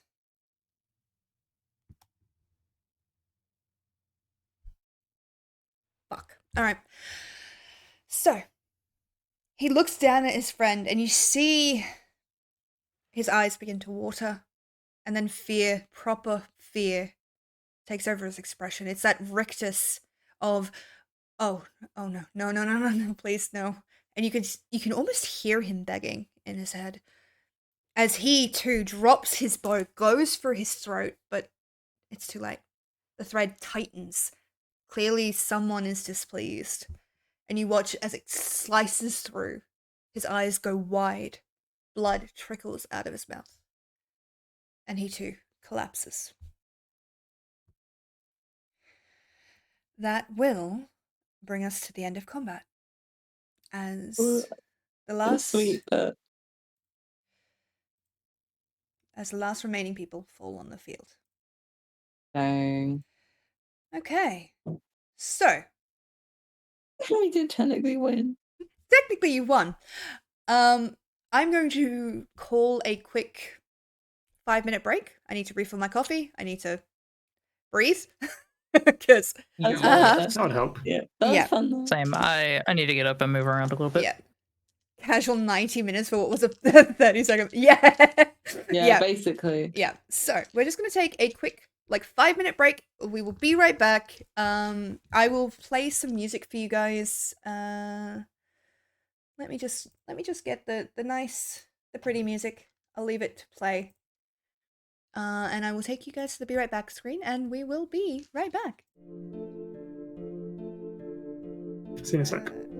Yes. Yeah.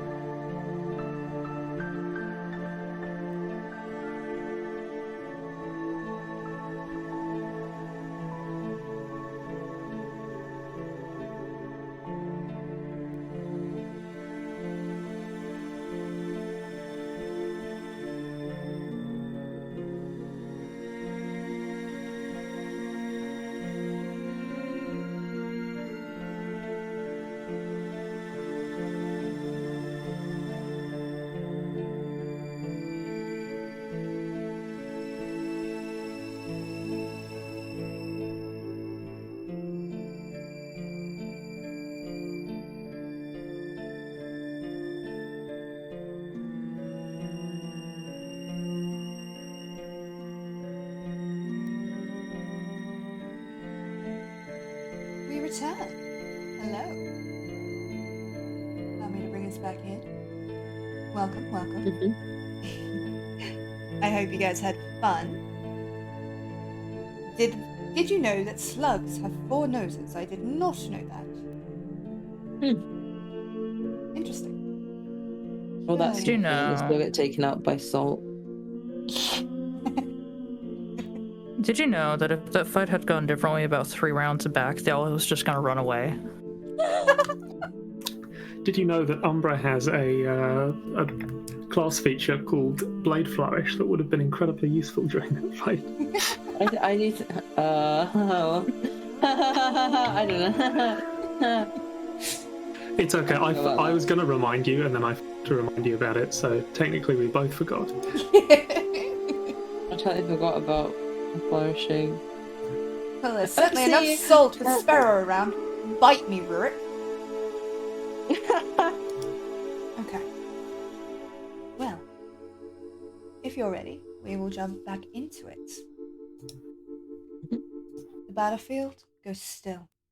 You can hear the faint rustle of trees as the wind picks up through this relatively small clearing that leads into a cave. Perfect time for that music to go, thank you. Please It's continue back for playing. me. There we go.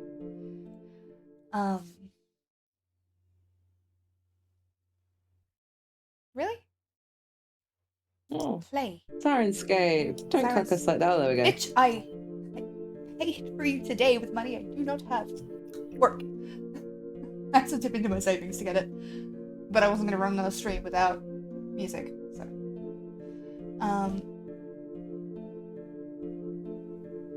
Where was I? Right. We are back on the field. Back on the field, yes. The bodies of the 2, the 3 rangers, not the rangers, the 3 soldiers, mercenaries, lay lifeless in front of you, and it's with a certain amount of horror that you realize that the golden thread is still tightening. Further and further, sawing deeper and deeper into their throats, as if to prevent any kind of resurrection.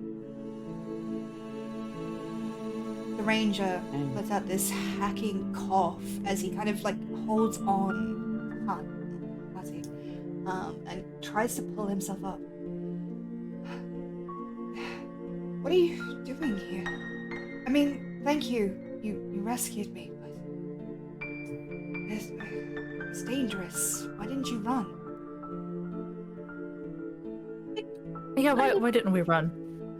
I don't know if it's in the same to you guys, but I kind of made an agreement with a certain someone to come and save you, I guess. We weren't exactly about to leave you out in the lurch like that, and I kind of turned to Thalia and give a kind of side eye before turning back to the ranger. We weren't about to run and leave you, don't worry. While it may not have seemed to have been going in our favour at the start, it seemed to work out, yeah. You see, he tries to sit forward and you watch pain spasm across his face. And he kind of forces himself to relax. Well, thank you. I mean, I appreciate it. Can I use Cure Wounds on him real quick? Yeah, definitely. No, I'll be extra nice. We'll do it at 2nd level. You had 2nd level spells this whole time? No, and you weren't using them? I only had 1 slot left, so I was saving it just in case. I heal for 11. He gets 2nd. Just in case you went unconscious? Okay. Wow. You let that healing magic seep out from you. This faint, I'm assuming, glittery glow that echoes around your fingertips and pulses. You hold your hands out and you watch as it settles into the wounds, and while it does seem to knit the flesh back together, stitches holding itself, you can tell that this kind of wound is bad. This is the kind of stuff that needs immediate medical attention. This is not the stuff that you're necessarily going to be able to pull together. You can help him survive, but this kind of is going to take a long time to heal. This should at least keep you well enough until we can get you back to base. I'm sure what's the I forget names. What's the name of the really nice healer person that helped us out back Olisaya. Olisaya will surely have a heart attack at the sight of you, but at least that will hold you together before. At she that, can kill he you kind herself, of I guess. laughs. And it's this kind of pained, like, he's just like,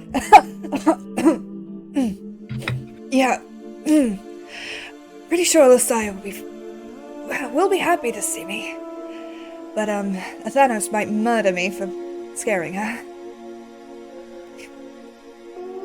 I mean, should be fun though, right? At least I'll be alive to be murdered. And at that, Yes.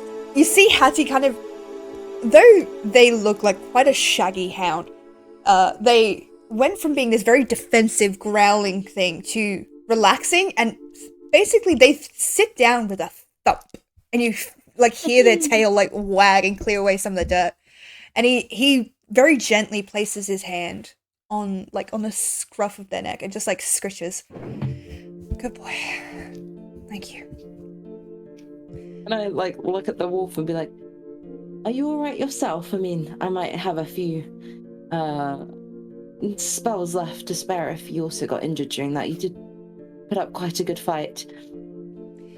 There is a moment as this creature stares at you. You're not sure he can understand you.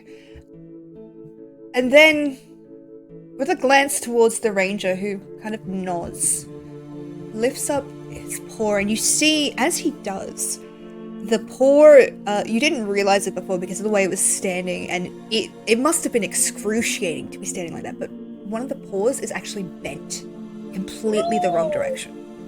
And it was literally standing on the broken part to stay upright over the ranger. And he holds it out to you with this very, very dog-like kind of thing, like, Paw. ow, owie, help. Oh, no, I'm just imagining my dog and I'm sobbing. Sorry.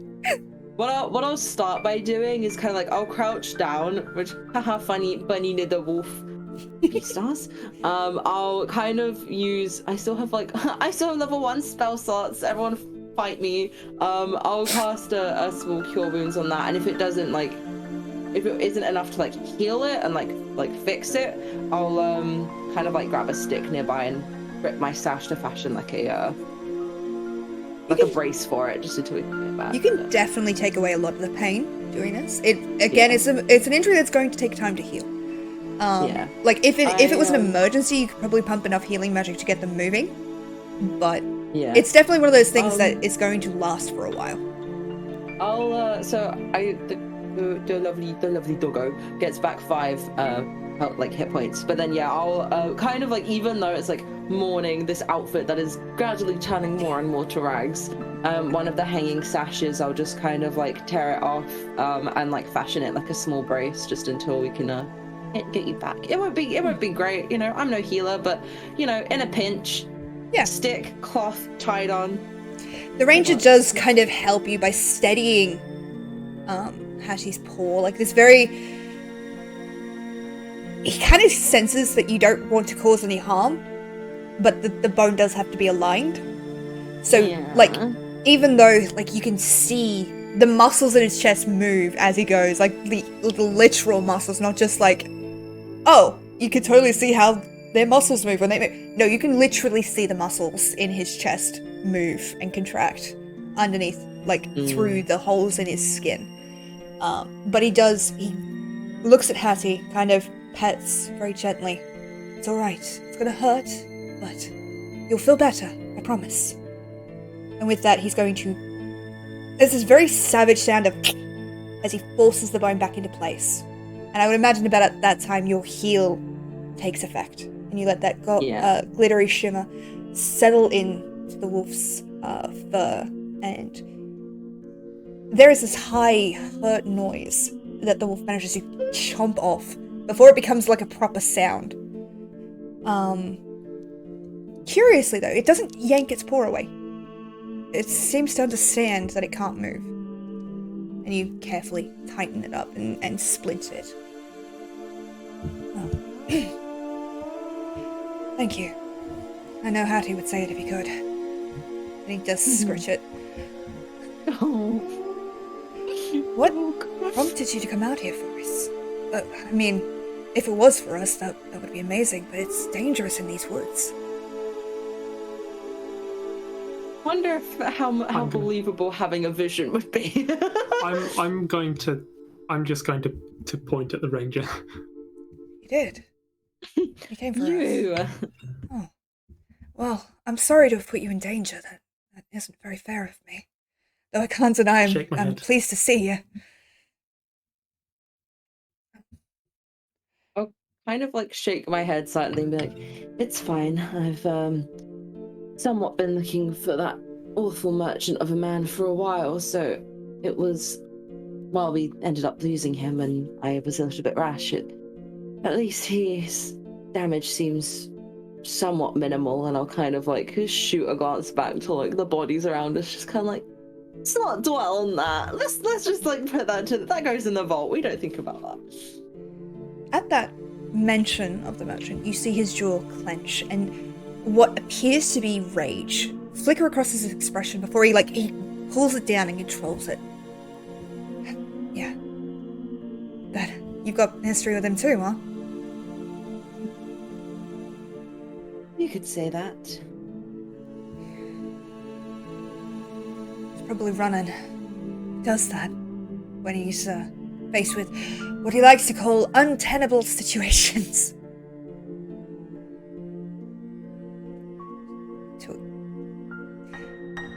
He looks around for a moment.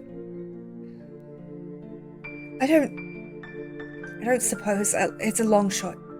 Absolute long shot. He didn't have another dog with him, did he? He didn't, did he? Not that we saw. I shake my head. Not that we saw. There's still the mouth of the cave near us, isn't there? Yeah. I mean, I know it's going back and forth a bit, but I'd rather you get seen to first. We can always come back and check over there. And I kind of look towards the mouth of the cave. Yeah, it's just... And he's going to, you see him hold on to Hattie and, kind of lean his head against him. It's just that he has a brother. And that it took him. And I was hoping he may have brought him here to see him again. I'm sorry. No need to be sorry. I mean, losing someone that's kin to you isn't really that fun, so to speak. So I can understand your concern. Sorry, my sister is literally texting me. I need to... I'm so sorry. Fine. You're all good. She wouldn't text me during stream unless it was really important, so... Exactly. It's fine. Take all the time you need, gamer.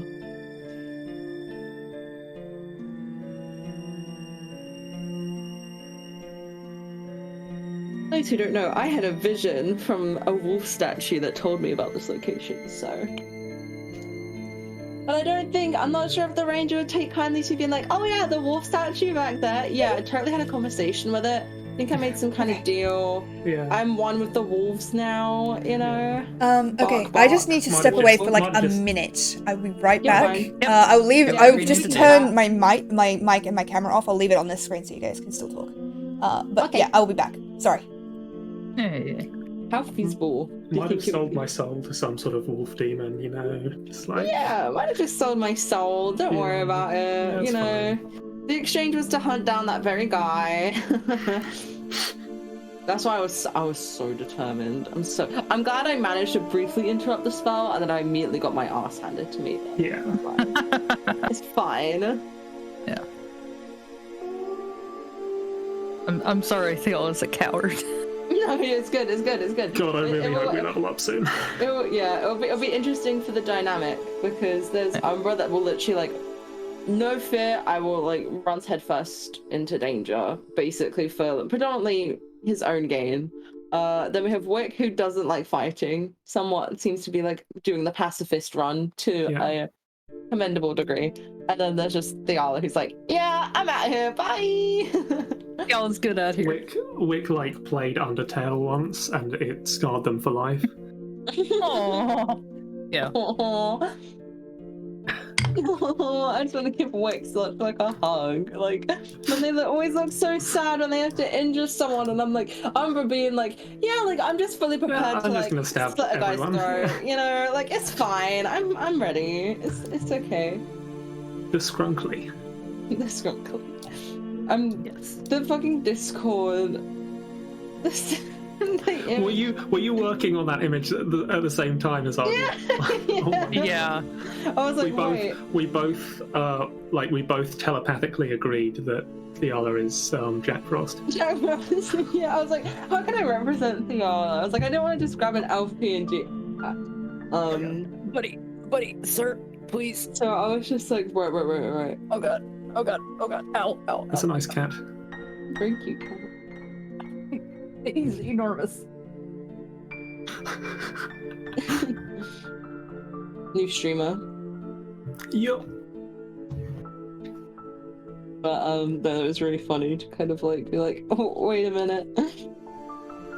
It's not only the fact that you both decided that same thing, it's that you both used the exact same action. I literally searched a Jack Frost PNG and grabbed one of the first ones I saw, which just happened to be a full body one. I didn't think about Big Chungus I was just like, oh, a rabbit and a moth, let's go hyper realistic.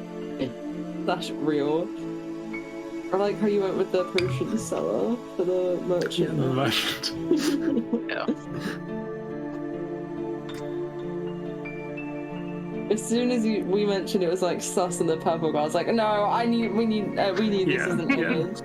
This should be the thumbnail for Taeve's Tall Tales episode 5. It's just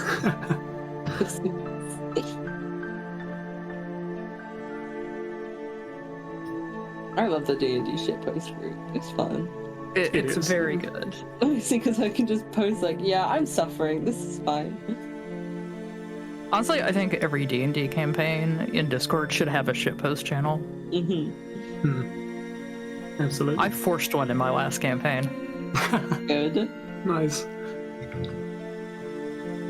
Look, it's like my DM kept stopping to look at what I was posting and then would just like stop for 5 minutes to laugh and be like, if you don't want that to happen, just make a shitpost channel for me.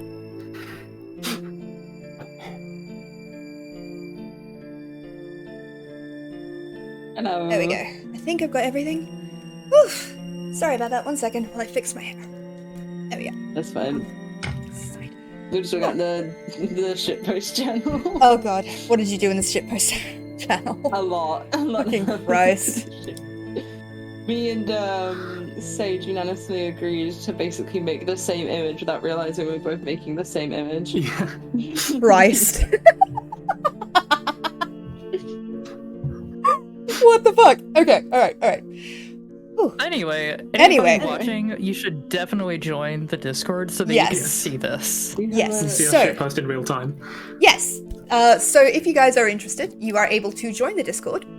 Obviously free, and you'll get to see the behind the scenes of a lot of stuff. But I made a Discord channel just for the D&D group to shitpost in while we play, because they can't. Obviously, they can't. Yeah. So if you'd like to see that, because you're able to see the channel, you're not able to interact with the channel, but you're able to see it. Do feel free to jump in and have a look, because I always go and watch them after the streams, like go read through after the streams. I'm like, what? Oh. I get it now. Okay. So I just need 1 moment.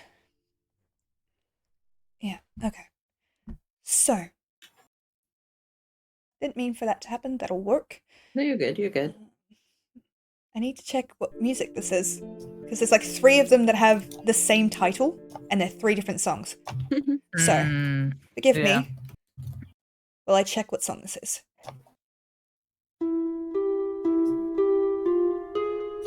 Yeah, okay. So, spooky.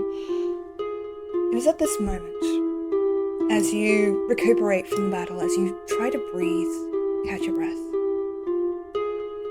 that something happens. Something a little unusual.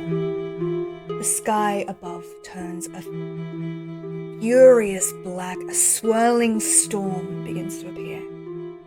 You watch as dark clouds fill the sky. And with a horrendous crack, lightning pierces through the sky and into the ground, into the forest. The very earth seems to shift and shudder and shake, and you feel it like a rolling tide. The earth seems to want to shake loose of something. Your hearts pound in your throat, and you see the ranger confused. Then his eyes widen. Oh. Shit. The very earth begins to shift and shudder. Oh. And the temperature begins to drop. Something is moving under the earth. What? Doesn't appear to be here, but it is close. So, you are standing out the front of a cave. You could probably make it back to the outpost if you were quick. And you think to yourself, yeah, it'll be fine. It's just a sudden storm. That's all it is. Just a storm. And then you hear it. Alarms bellowing out from Carrok Outpost. A ringing siren that calls to anybody in the forest to return. And you see, at that moment, the ranger almost struggles to push himself up. We have to go. We have to go now. I'm gonna help him to his feet. Can I make an attempt to hold the wolf? Hold the wolf as in to stop it running away, or? No, as in like to carry it, because like it's injured and I don't want it running on its It looks at you, paw. like, and it does kind of recoil. So make me an animal handling check. Oh no. Oh, big money. That's an 8. Please, I don't hurt. I know. I'm in an agreement with your god. Like Your god, you say to a hound. Okay. It does recoil, and it looks at you like, I don't need your help. And then the ranger says, Ati, we have to go. And with a surprising amount of like put uponness, like humans, it obligingly comes closer to you and like lifts up its injured paw like, let's go. Come on. I don't want to do this, but fine. Nobody gets to see this, right? Nobody gets to see me get carried like a puppy. Right? I'll kind of like I'll have this like slight like understanding smile on my face, like, trust me, I've already been carried enough these last few days to understand how annoying it can be, but don't worry, I'll put you down before we reach the main part of camp. And I'll like go down. Put him down? No, I don't like that! God damn. Okay. I'm gonna. This animal is mistaken. We all absolutely want to see it carried like a puppy. I'm gonna put one of the ranger's arms over my shoulder and like one arm around his torso, like supporting him. I'm gonna like I'm gonna give a look to Theala to ask for help. Yeah, no, Theala saw Wick going to like get the one arm and rushed over to get the other. Where's Albie with the supersonic speed when you need him? Yeah. Oh wait, he's being crystallized beneath us. Okay. Too So- soon. Could I get everybody to please roll me a perception check? I'm thinking about a dream and I'm nervous. That's only That's a- That's a nat 20 for a 21. Nice. Okay. 12 for me. 12. 11. I'm too distracted by the dog. Okay. Sorry. That's fair. I'm feeling really sick, so I have to have some gum scum. That's fine. Oh, yeah, no, do whatever you need to. Cliffhanger. Cliffhanger, fuckers. Okay. So, Wick, you catch this. Amongst the seething of the earth, the sudden drop in temperature, you can feel it is getting colder and colder and colder, and Oh, sorry.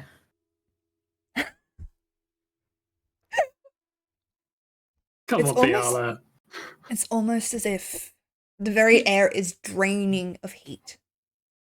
But that's not what catches your attention. What catches your attention is as you pull this ranger up, his eyes seem to reflect the storm just for a second. And it's not fear you see, but it's a strange coloration. Before he shivers. We have to go. Hurry. And thank you. And he tries to hurry you along. I'll be moving as fast as I can with like half of his, trying to support half his body. Okay. Please continue to play. So you're heading back to the One day we'll get to outpost? see that cave. Yeah. Yes, as One day quickly we'll as see the possible. cave. Okay. It takes you a little while. It's slow going with the ranger, injured as he is. And the cold is just seeping into your bones. It hurts. It is like it went from being a warm summer day to being cold enough that you can see your breath on the air in front of you. There is more shaking as if something is seething under the earth, clawing, desperate.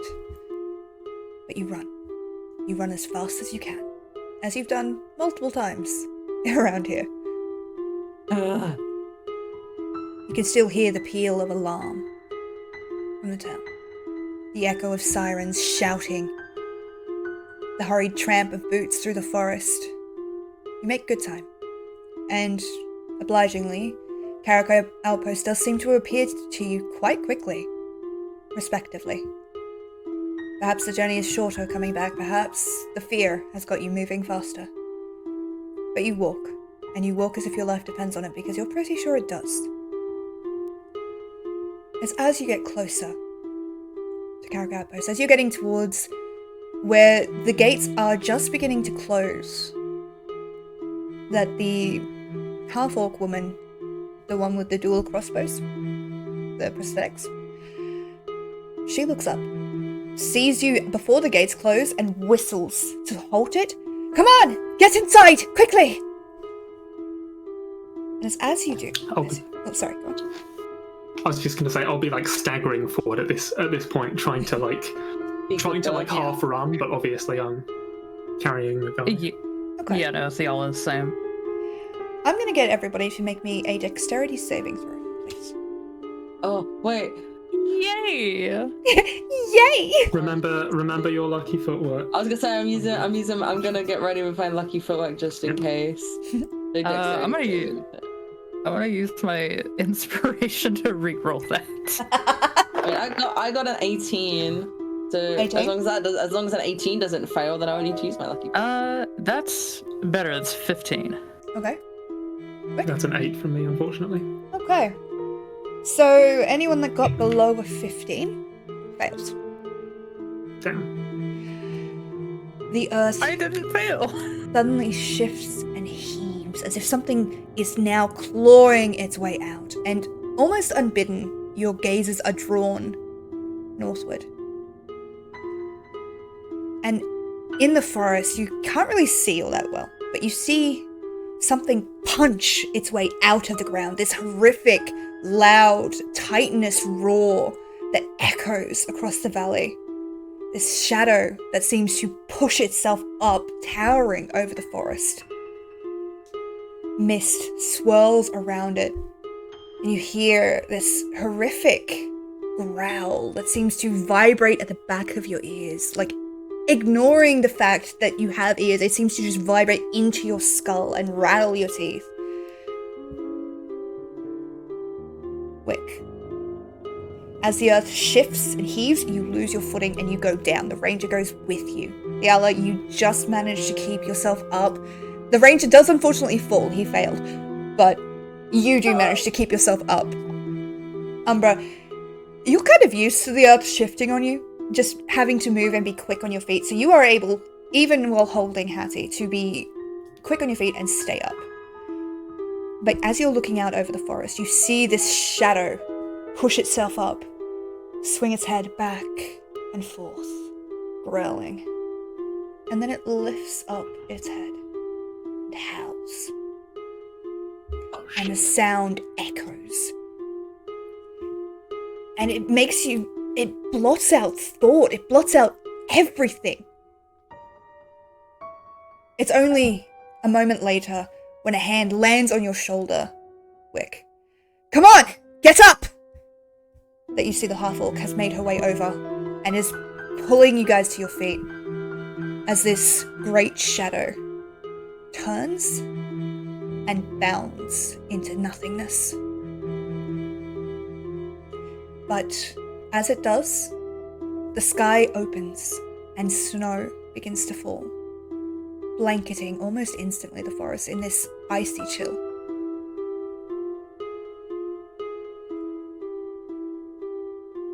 Shit. Well, I'll still be like scrambling to get through the gate as quickly as I can. But I will be like in that moment I'll be trying to help the ranger get up. Yeah. Sort of trying to propel him the remaining distance to the gate. Yeah. The half-orc helps. She yanks up, kind of is trying to gather you in. And it's at that point that Athanos, the outpost leader, comes charging out, kind of barking orders at various soldiers. Come on, get him inside, quickly. Lolly, what happened to you? Doesn't matter. Come on, bring him in. And he's going to help you all inside. I want guards on every exit. I want archers. I want people.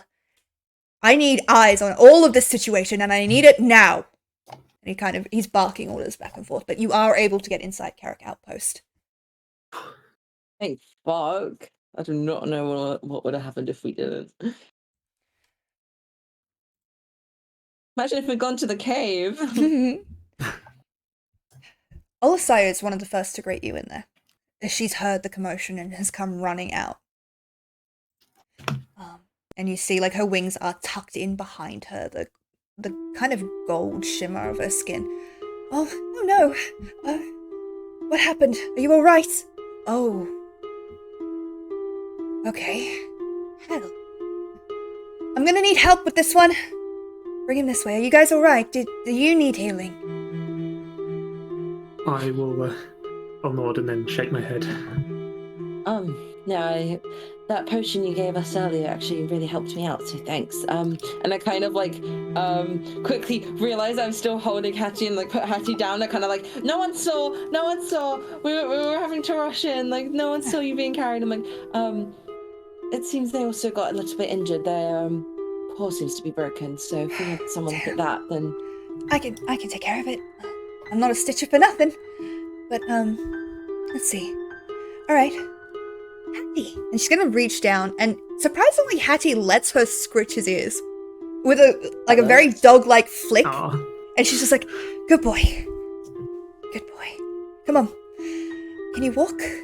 And he does very regally go up on three paws and kind of like hop his way, just like, I don't need help. I am an independent puppy, and I do not need to be carried. But it's very clearly painful for him to move. And Olisaya kind of gestures this to a couple of the other soldiers who basically come over and take the Ranger Varley from you and begin to carry him towards the tent. Yep, that's gonna happen. Okay. So it's still like actively snowing, right? Yep. It is coming down. I'm gonna kind of like, you've seen my outfit. My character is not built for cold in any way. His backstory, no. He kind of like starts wrapping his arms around himself like, did it have to be snow? Why couldn't it have just been like some burning heat or something? At least then I would have been able to thrive better than this. And I'll be kind of like chittering slightly as my teeth like clack together, like very perturbed by the sudden influx of snow. Ciel is just like carefully tucking their cloak around the little turns, like, I'm sorry. It's at this point as this kind of flurry of activity is happening that a very smooth, mechanical voice speaks out. Well, you certainly do know how to bring the fun everywhere you go.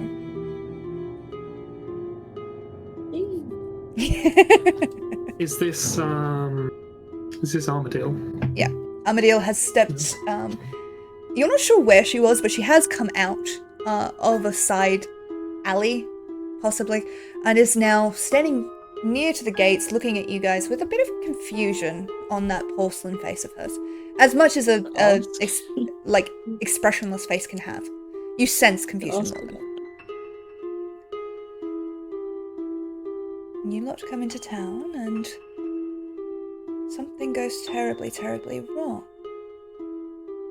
Now, if I were any kind of betting woman, I'd put money on you lot having something to do with it. Tell me, what happened? I'm gonna kind of like raise my hands up slightly in a kind of like defensive, like a. I know danger might somewhat be a middle name of mine that I've acquired over the years, but I assure you, whatever just appeared out of the ground out there, I doubt it had anything really to do with us. Really? Are you certain? You didn't get into any kind of confrontation in the woods? Well, you see this kind of like bashful, like kind of like, we might have had to put up a fight to save our ranger friend, but I mean, it was either that or let him and his hound perish, and we weren't exactly prepared to let that happen. No, you do strike me as a bunch of do-gooders. Not that I'm not criticizing you for it. Tell me, I kind of like what were you defending him against? Sorry? I said I kind of pull a grimace at her calling me a do-gooder, like Yeah. I don't like being called a do-gooder, but Telepathically relay the mental image of the merchant man that we encountered in the forest. There is a long moment as you see, it's almost like she's processing it. You hear the whir of her cogs just, and they kind of speed up a little. He was here, and he left. He's gone. Is that I correct? nod. regrettably so. Shit. If I'm right, might not be, but if I am right, he took something. Something important. Something that kept whatever that was asleep. And you let him go? Not of our own volition, mind you. I was very much in the combat of wanting to kill the man, but he managed to slip our grasp. Yes, he is a wily one, that one. What is this music? Scary. Fucking Christ. Oh. There we go. If he's taken something, then we're gonna need it back.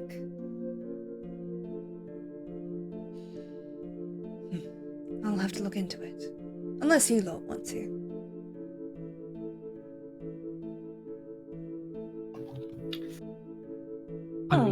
I look at the others. There is a look of pained exhaustion on my face. I kind of like give Wick a kind of understanding, but like kind of maybe will like pat their shoulder a little bit and then turn back to her and be like, well, if it's all the same to you, I'd very much like to see that bastard squirm, so I mean, my other friends might want to rest for a bit, but I'm down to talk strategy at least for a while until, well, at least maybe in a better condition. Of course. Yala also has like a really exhausted expression. It's just like, yes, your friends would very much like to rest, actually. Of course, forgive me.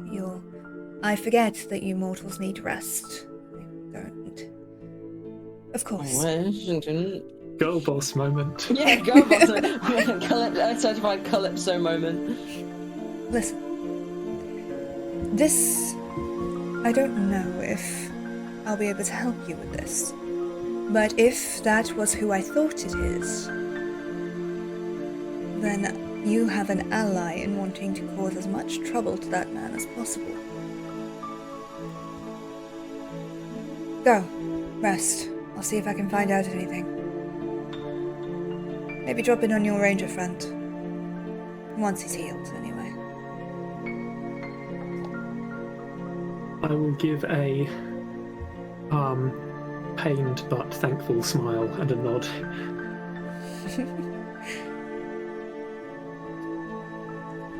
With that, unless you guys wanted to talk to her anymore, she is going to turn and head towards where Athanos is currently coordinating things. And as she does, you notice that even though she doesn't seem to have any of the pips that denote rank here, everybody that sees her gets out of her way, and there are crisp salutes as she walks past. Now this is a girl boss moment. Yeah, she mostly ignores them, except when she's talking to Athanos. Just like, he does salute. Wow. So, the outpost is a flurry of activity. People rushing back and forth. You could head to the tavern and rest if that is what you wanted to do. There is also plenty to be done in this outpost at this moment. What would you like to do? I mean, I'll probably explore a little. I'm feeling pretty sprightly compared to my companions. Oh my god. Yes, the owl is finding. You're welcome, by the way. Yeah, thank you. The owl is finding the nearest bed to collapse into. Okay, definitely. I think I'll be resting, but because I don't actually need to sleep to rest, what I think I might do is sit at the the medic's tent, and just sort of keep watch over the ranger and over Hattie and I've forgotten his name. Sorry, Bali. I'll just be sort of sitting there silently, but just so that for my own peace of mind, basically. Okay, definitely. You can do that. And Yala, you are able to find a bed inside the tavern. They are pretty much just like, they see the state of you, and they're just like, go sleep. For the love of God, before you fall down on your face, go and sleep. Yeah, like I just made this joke in the shitpost, but like, as an elf, don't have to sleep. But my 2 hit points really want it. This post was made by the not having to sleep game. Yeah. Okay. So, as you two settle down to relax and rest, Umbra, you're not resting. Not yet. Where would you like to go in this outpost? Is there something particular that you were looking for?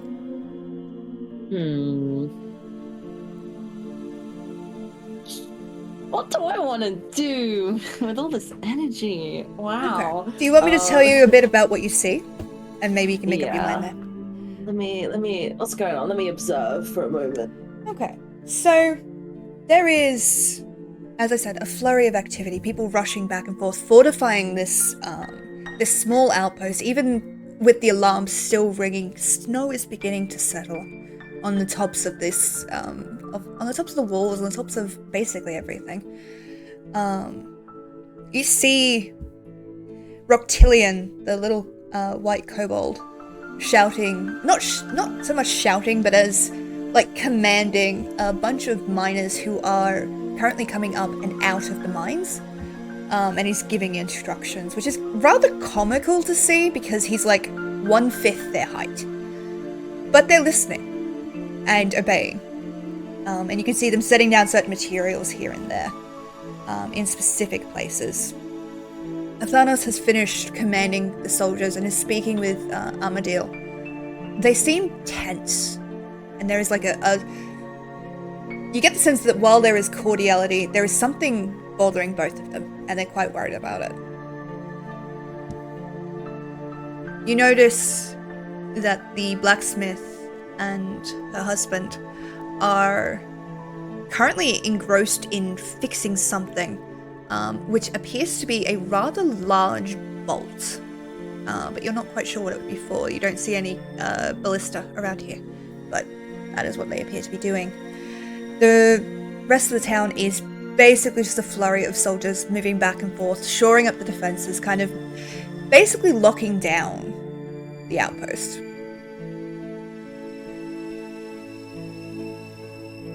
Oh, there's a lot going. A lot going. I told you. Yeah.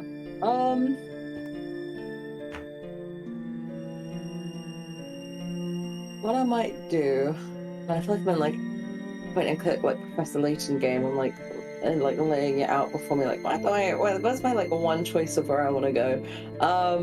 I'll probably go over and talk back to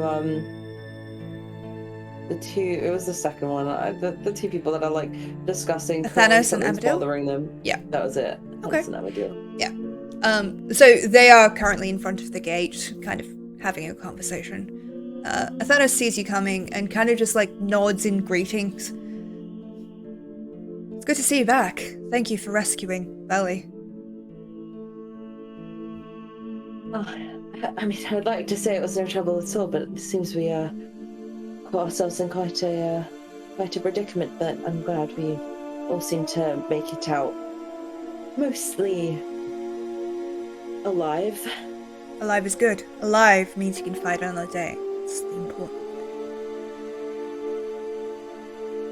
Thank you, though. It was very brave of you to go and seek him out. Amadil tilts her head, that very clockwork. Did you ask them to go? That would be a violation of the rules, Amadil. I would never. See.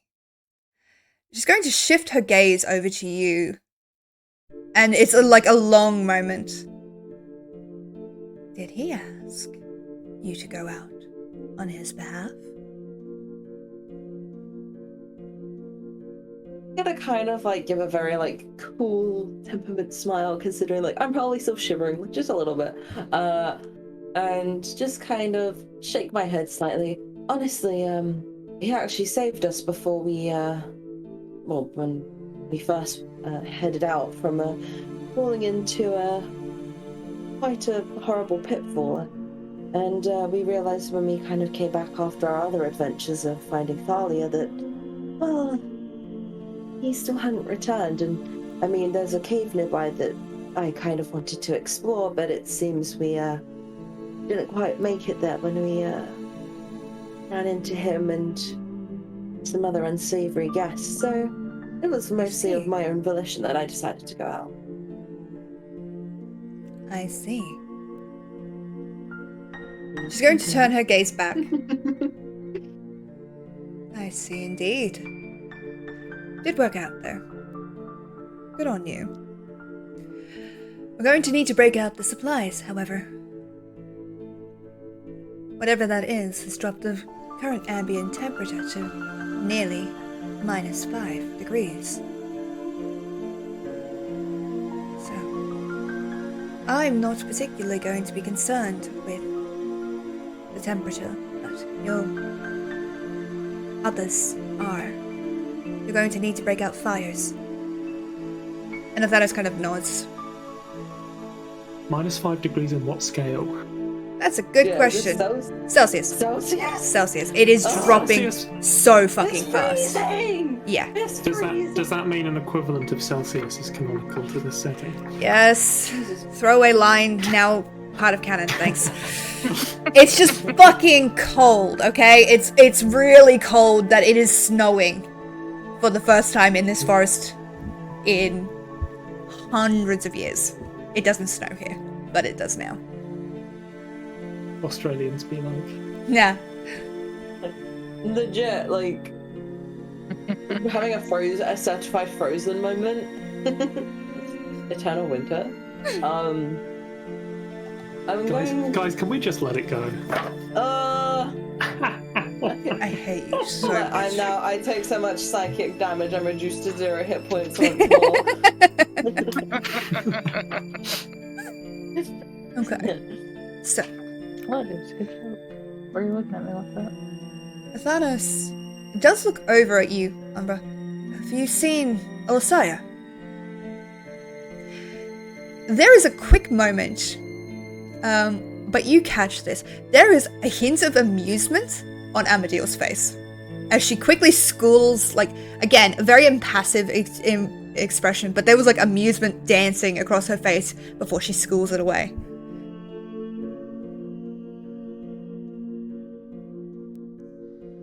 That's the healer, right? Yes. The doctor. Yes. Yeah. What was that? Did we ever actually get the name of the ranger, by the way? Yes, it's Valley. Bali. Okay. Oh, when we first came in, we handed Hattie and Valley over to her, so she's probably tending to them right now, and anyone else who maybe got wounded in the commotion. Ah, of course. That is her job, and she does it very well. Yes, I imagine so. It is why she is the lead stitcher here, after all. There is so much smugness in Amadil's tone. Like, it is dripping. And he just looks at her with this, like, green golden gaze. I don't understand what you're implying. Really? Eyebrow raise emoji. Really? Vine boom sound. I'm not implying anything. That would be beyond my programming. And, like, at that, his face just like, you're full of shit. But I don't know what you're implying to start with.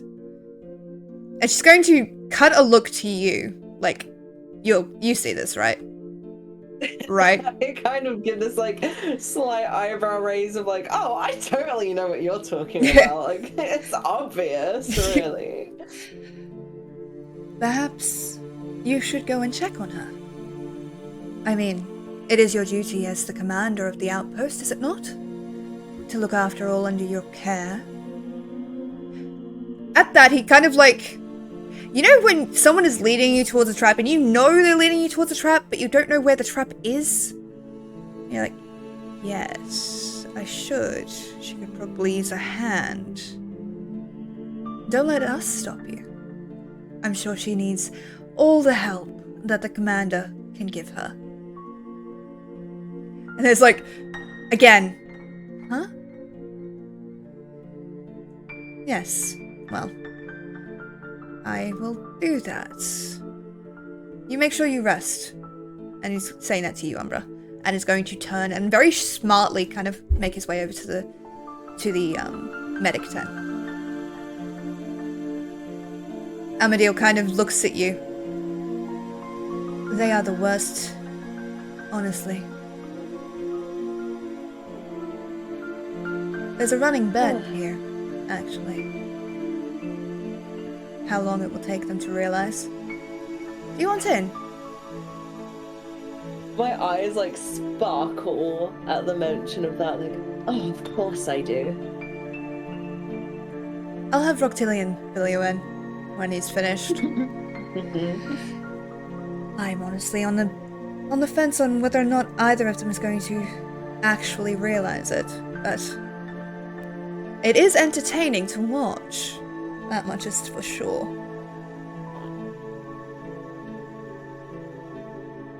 Yes, quite. I guess, especially, even though it seems to be something going on every day here, it's sometimes the little mundane things that we find the most amusing and entertaining. Indeed.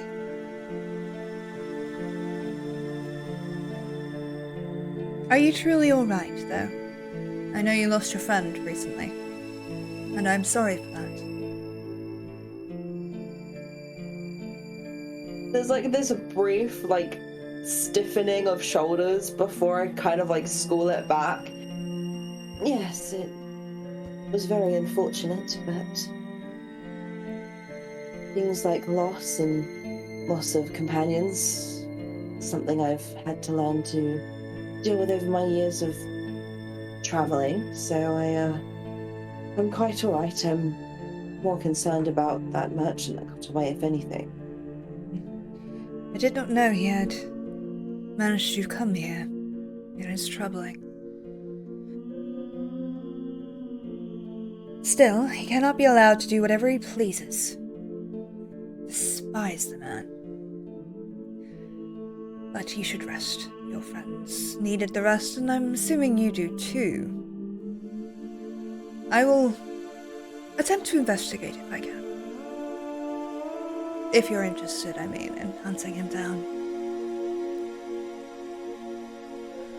At that, it kind of turns into this almost like wolfish, like predatory kind of like grin of like, doing nothing more than being able to hunt him down and make him pay.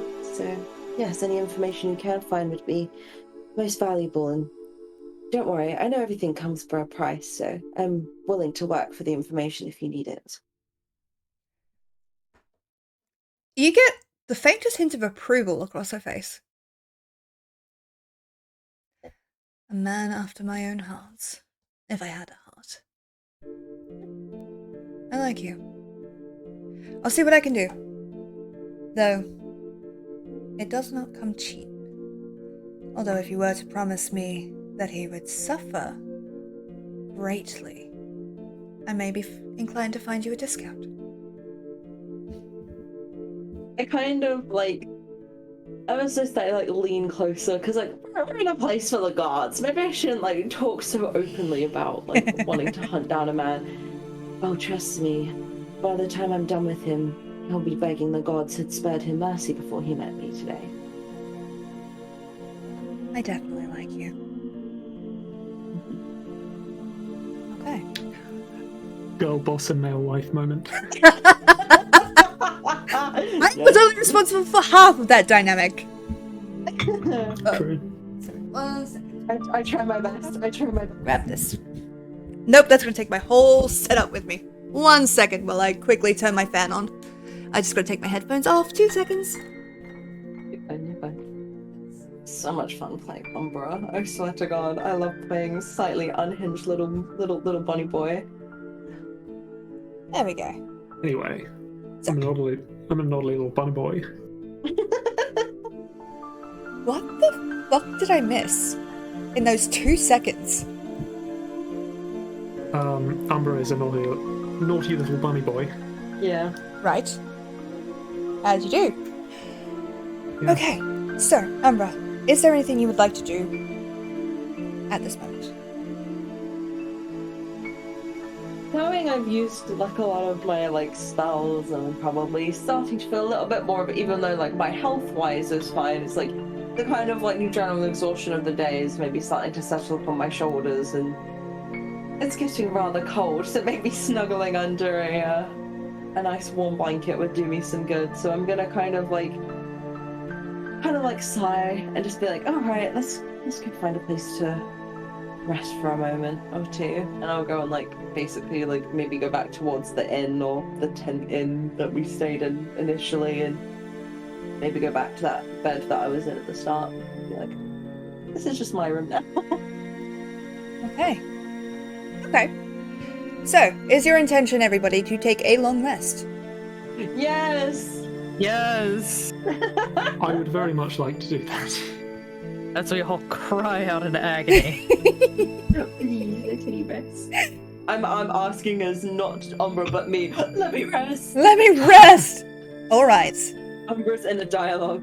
You are all able to gain the benefits of a long rest. Let's go. Let me just check Thank one you. thing. Take a long rest. Yay! Yay! Yippee! And I will say, with what you have been up to, you are still level 3, correct? Yes. Yeah. Not anymore. You are now level 4. Oh As my god. Given what you've survived, and the fact that you're in a lot of shit now, yeah, you can be level 4. Congratulations. Oh my god. I get it. Let's fucking go. Let's I get fucking an go. ability score improvement. Hey. If you don't mind, I might wait until after the session to do my level up, because there's Yeah. some stuff I need I basically need to mooch off of Doyley's D&D Beyond subscription. Completely fair. Yeah, okay. So, you are able to rest, gain the benefits of a long rest, level up. And morning comes quite quickly, but with it comes that pervasive chill. The sky outside is dark and stormy. No more brightened sky, no more gentle summer breeze. It is freezing cold. But you imagine that now would be possibly a good time to go see if your ranger friend has recovered enough to talk to you. Or you could look around the outpost and see if there's anything interesting. There are many options open to you. What would you like to do this morning?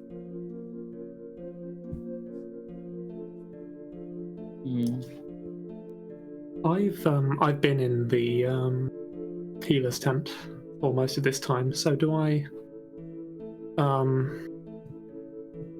I'd like to check on Varley and Hattie if possible.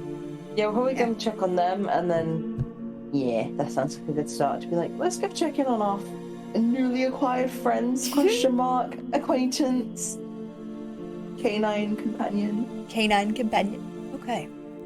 So, Wick, you're able to keep an ear out as the night goes on. You can feel a lot of magic being worked here. The sound of bones and flesh knitting together. The solid shake of somebody that every so often has to take a few breaths, sit down, before their legs give out on them. But as morning comes, Olisaya, looking much more worse the wear, like deep, sunken circles under her eyes, frame kind of racked with shivering. Wick, right? I will shake myself out of my stupor and nod my head. Vali's gonna be okay, and so is Hattie. I did all I could, and they'll need to rest, but for now, they're okay. If you want to see them, you can. I will give a reassuring smile and slowly and a little bit shakily rise to my feet. She's going to, like, as you kind of, if you're shaking, she's gonna reach out to steady you. Are you alright? Do you need some food or something? Are you injured? I shake my head, sort of put a hand out as if to say it's okay.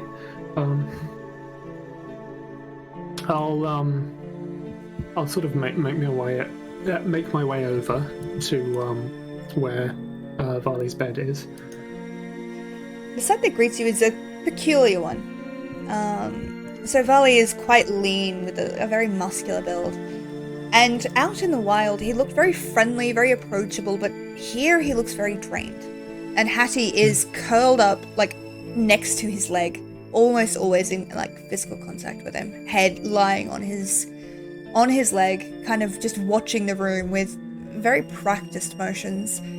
He sees you, though. Wick, hello. Are you alright? Yeah. I nod. Oh, that's good.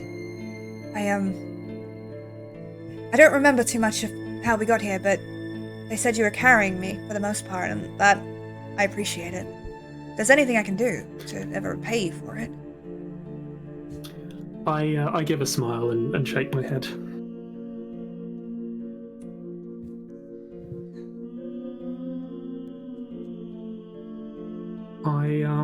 I'd like to maybe just give Hattie a scratch behind the ear, if he'll let me. Roll animal handling, please. Big money. That's a 9. Okay. So you make it kind of clear that's what you want to do, and you see Vali look down at Hattie, raise an eyebrow, and Hattie just like with that deadpan dog stare of, really? You gently reach out, and you get 1, 2, 3 before he makes a noise halfway between like a snort and a snarl, and you take that as your cue to jerk your hand away. Yeah, put my hand away.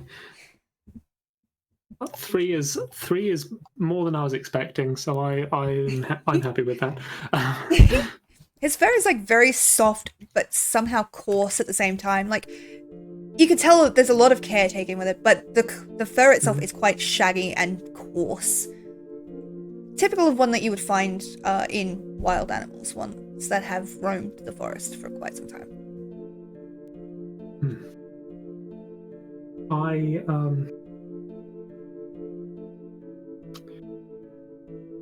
I'm going to feeling like the conversation has reached a sort of a nice conclusion. I'll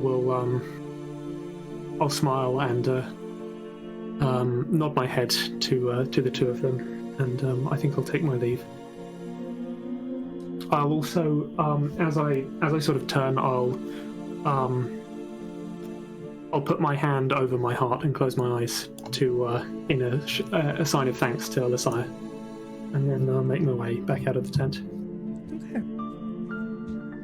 As you do that very warm gesture, she smiles brilliantly, and it's like, you know, sometimes people just have this smile that's infectious, and it's such warm, happy smile that you can't kind of help it, as like it kind of calls to you to smile as well. Thank you. I was happy to help. I mean, it's what I do. Thank you for bringing him. Thank you for saving him. This place wouldn't be the same without him. I'll nod. Cast a glance over Vali and Hattie. And nod again.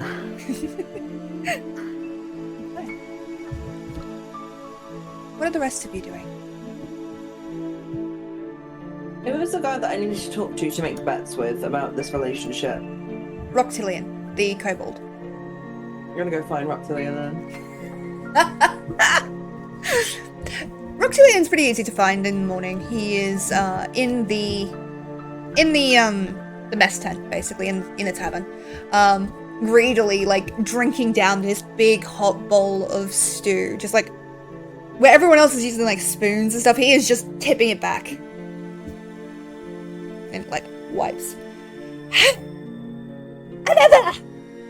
As he calls out to the barkeep, who gives him the kind of look that you give someone that makes that demand. And you see Roctillion just, like, blink. Please? As you wish. And goes off to start pouring something. And he kind of wipes it at his muzzle with practiced motions. Amazing. Kind of like witnessing this, I'm already kind of like, this is gonna be a good time. It's gonna be fun. I'll probably just say I probably have some steamed nice warm carrot soup. You know, something rabbit can digest. As a treat, if you will. That is definitely not what I thought that sentence was gonna end with. And I'll kind of Umbra carries himself with a sense of grace and poise. You know, he's a performer. He'll kind of grace himself over towards the table and kind of slide down across the other side and just go, I heard there's a little secret running bet going on around the camp. At that, And I was told to come to you if anyone else wanted to partake in said arrangements. Roctillion's eyes go wide. Just like... And he looks around very quickly to see if Athanos or Alasaya is in the room. Thankfully they are not. And at that he relaxes. Oh! Yeah, I run it. I run it. Yes! So, the running bet is, and he literally reaches down and pulls out this rather large, almost like chalkboard. And it's got odds, and names and bets. The two most popular that you see is that Alasaya will tell Athanos, and the other is Athanos will tell Alasaya.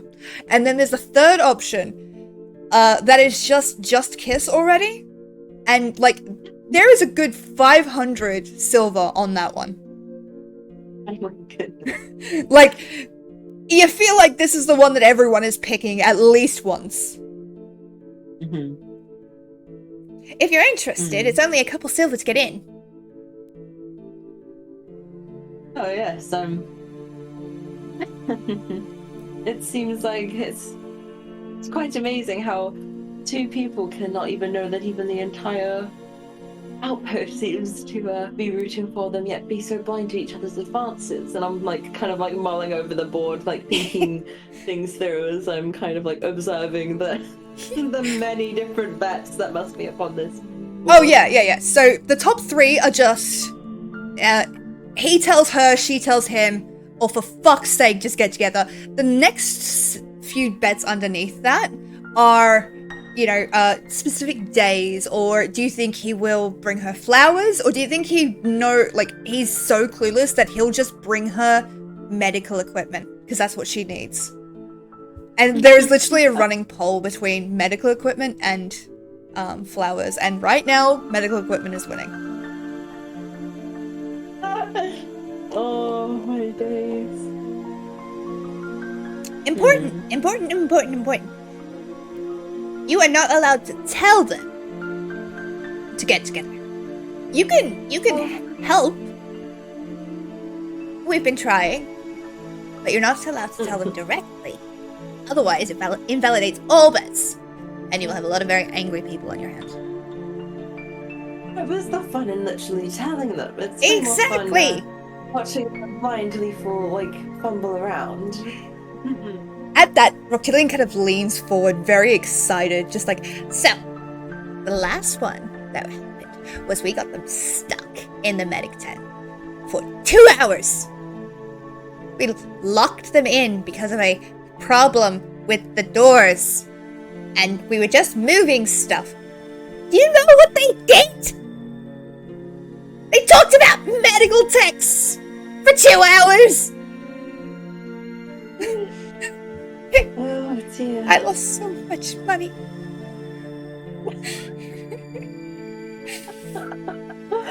I just imagine I slightly rest a hand against my forehead and kind of massage the temple no, I knew that they were hopeless, but I didn't know they were quite that hopeless. It's important that you know the odds. Never say that I don't tell people the odds. But if you're able to get them together, then you get a percentage of the winnings, even if you lose the bet. Are new categories allowed to be added? Depends on what the categories are. Tell me, what do you think? Well, I mean, forgive me if it sounds a little bit dark, but considering how things seem to have upped in excitement somewhat recently, since at least since I've been here, what about if we added a column called Passionate Kiss After Harrowing Event? I mean, near death seems a little bit too on the nose, but you know what they say, after one faces death somewhat in the eyes, it often can lead to interesting results. At that, Reptilian kind of scratches his muzzle, the talons scratching across the scales.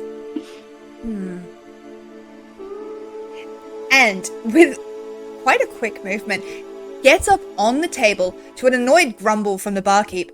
Everyone! We have a new category. Dramatic kiss after a harrowing event. Place your bets. And you hear, amusement and then grumbles from people who now have to add to this new bet. And Roctillion very carefully writes on the new bet category. I'm bringing it in my favor.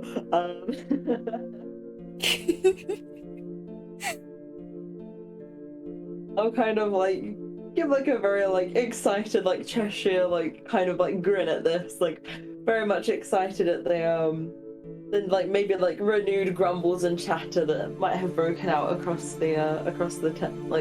Oh yes. Having the exact reception I thought it would, very excited. Oh, how many pieces do I need to contribute?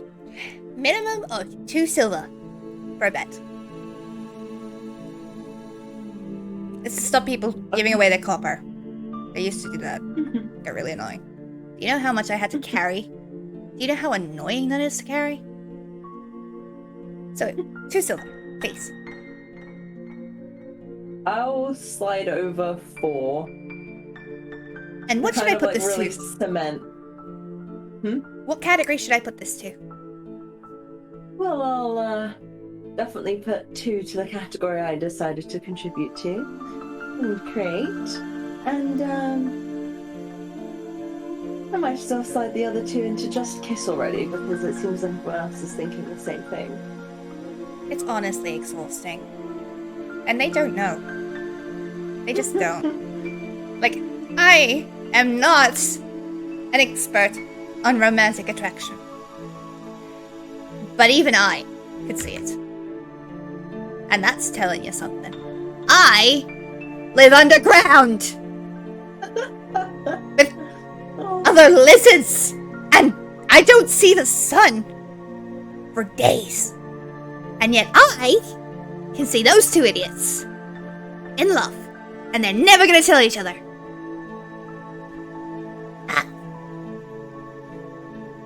So 2 to just kiss already. Yeah. Okay. Oh, that's amazing. I'm glad you enjoy it.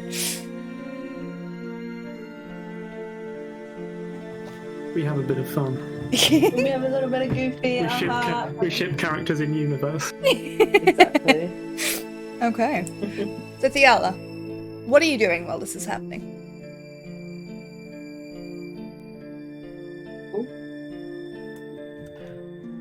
I think Space might have left briefly. The webcam is... Yes. Hello. Oh, there we go. Hello. What are you doing while this is happening? Have I been to this outpost before? You visited, no. You came in with them. You've not been here on your own. Okay. Then I am sitting somewhere outside that I can get a good view of everything, and I am just, like, making notes in my little notebook. Okay. Roll me a perception check. Let's see what you see. Hi. Money. I rolled you tonight. That's why I haven't rolled you tonight. That's a 3. Into jail. Okay. So, the outpost is still a flurry of activities. There's a lot of people moving back and forth and doing, like, proper jobs as they go. But as you're kind of watching, a single snowflake kind of falls down in front of you, and it catches your attention because it is beautifully refracted against the sun. It catches the light so beautifully that it kind of snatches your attention away, and you kind of, with, like, the end of your pen, just kind of, like, catch it, and you stare at it for a little while. And it takes you a bit to, like, realize as it melts that you've been staring at it for a while, so you really haven't taken too many notes. But you do gain an appreciation of the uniqueness of fractal energy. Yay. I'm gonna draw it, what I saw. Sure. It's going in that notebook. Hell yeah. I like the idea. Is there anything else you would like to do? Oh, that's it. Okay. So. Oh, all right. So, as snow settles over the once sunny outpost, as the shadow that loomed large over the city seemingly vanished for the moment, but the storm still raging on, you are left with not much to go on. You know Valley had more information for you should you want to seek him out. But you also know Amadil was going to be looking for this merchant of yours. Is there a direction you would like to go? Would you like to go see Valley, or would you like to see Amadil? You don't have to see either if you don't want to, but just for me. No, I think Thiago will just kind of keep to themselves this whole time. Okay. That was a question for the whole party as well. Oh, That was not me very just sweet. calling Thiala out. Okay, okay. I'm not that much of a dick. Okay, I'll go see my newly acquainted, even though Umbra is not into women, my new girl boss wife, my mechanical wife. Okay. Quick. Go see her.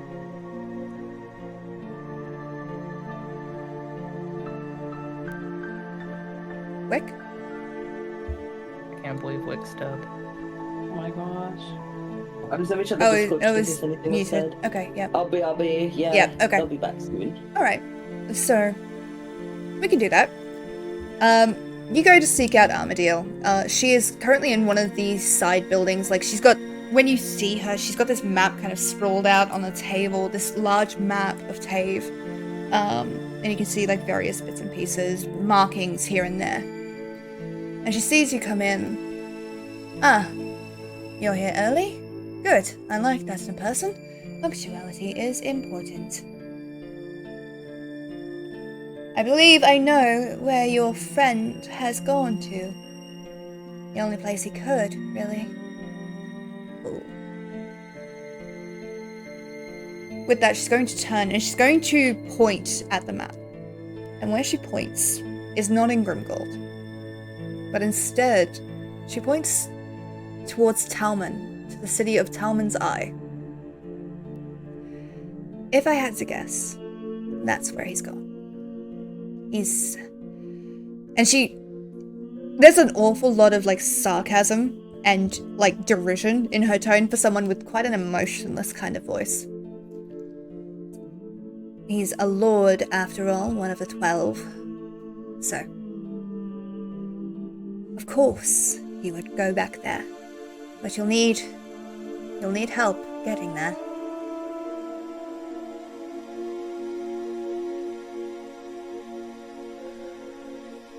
You know of any particular ways we could find help, or do you think we might need to cast our net a little bit further?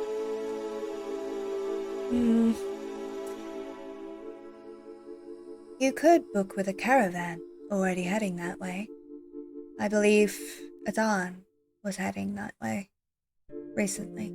I don't know if they've left. But otherwise, you could get a Thanos to write you a pass through the mountains. You would be able to traverse freely. Failing that, you could go to the city of Tanner's Folly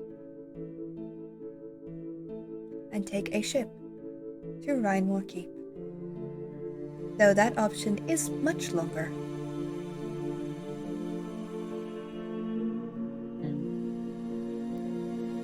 I guess considering I've somewhat acquired some companions along this way, I need to relay this to them first. But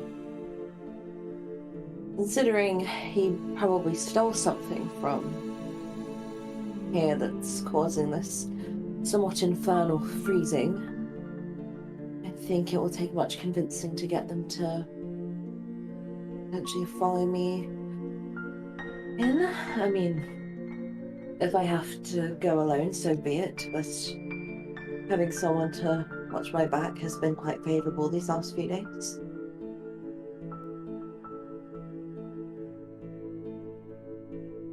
I see.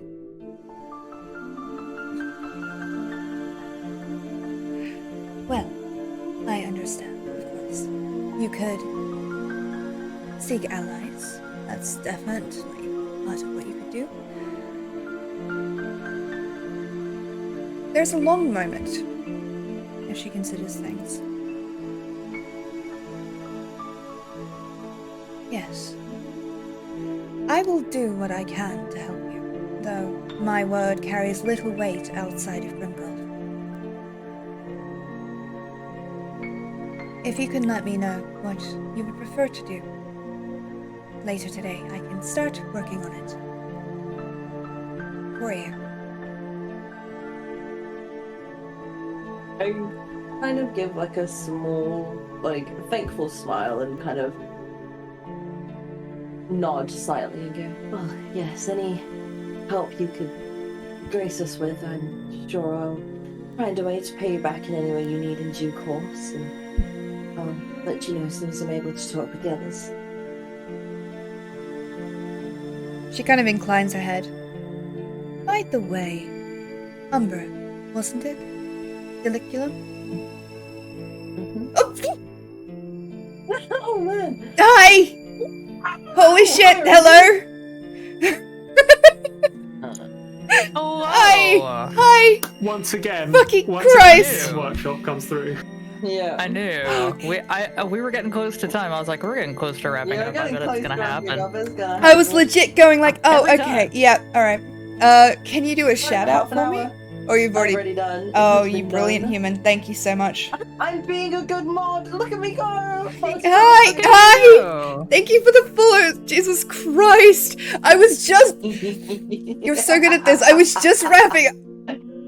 Okay, this is fine. I can do this. After the timer. Let's Alright. go. Every So- time. We could do some more planning now. Space! Thank you! I Fucking had Christ! it ready because I knew it was gonna happen. Okay, You gotta hello, understand. You gotta hello! understand. Oh my god. You have to understand. This stream happens the same 3 hours that I get paid. Go. The character art is I've just got a gift amazing. sub from Holy... space. Let's fucking go. I love that art so much. Thank you. The art was done by Umbra. Thank you. Peachy. Peachy, yes. I was like, wait a Nice to minute. meet you. Peachy, who's playing Umbra. Peachy is playing Umbra, yes. Umbra. And, Thank you. important to note, if you really like the art, Peachy is currently taking commissions. What? Yeah. Do I have your commission link? I don't know. I have... Oh, no, I just have your Twitch. Let me. Oh, okay. Sorry. Okay. Go get I it. guess But I'll hello. grab it quick. Hello, welcome in, Raiders. It's so lovely to see you. GM Workshop, what the fuck? Thank you so much. How was stream? Every time. Every time. Ah!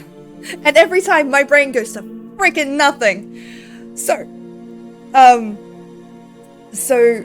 for a quick bit of catch up, our lovely heroes have made their way back from a fight in the forest that took up 2 hours of our time. I have to raid and fade as school drop-off time. It was good. Chat died to a cleric because they got greedy.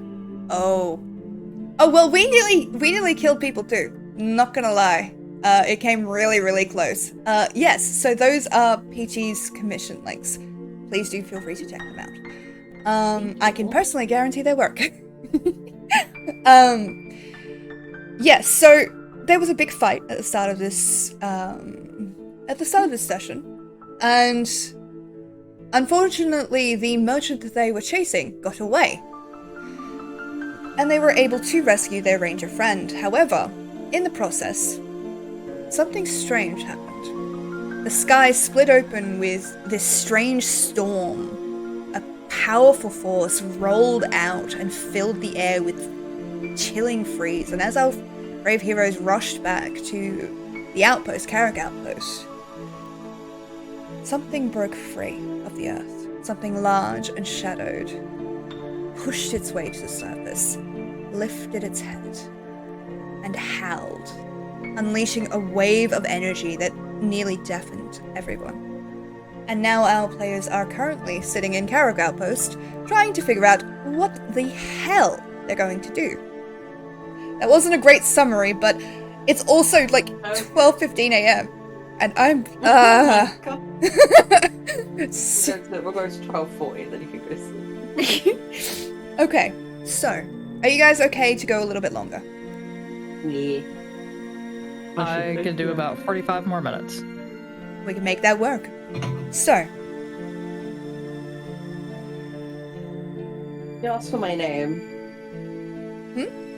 oh You yes, asked for thank my you. name. Umbra Deliculum, correct? Yes. That is my name. I've looked into you. I've looked into all of you. I didn't think much of you when you arrived, but you astound me, and for that I respect you. Have no fear, I've not mentioned anything to anyone. I wouldn't do that. Your past is your own. But I would take care. This merchant is a particularly dangerous sort. And I hear he has fingers in far too many pies to be completely innocent of anything.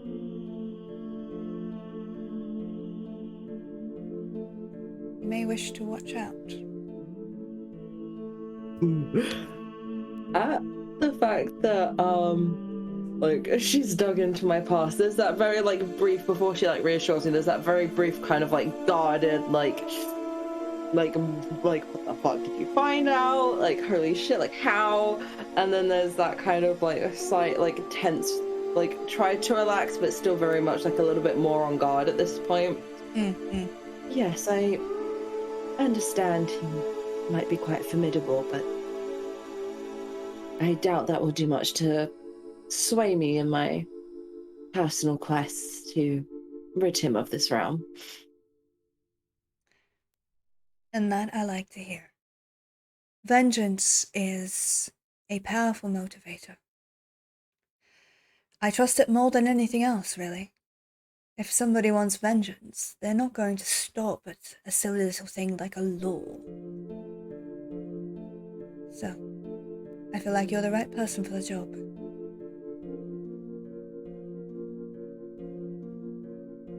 Oh, quite flattered at that.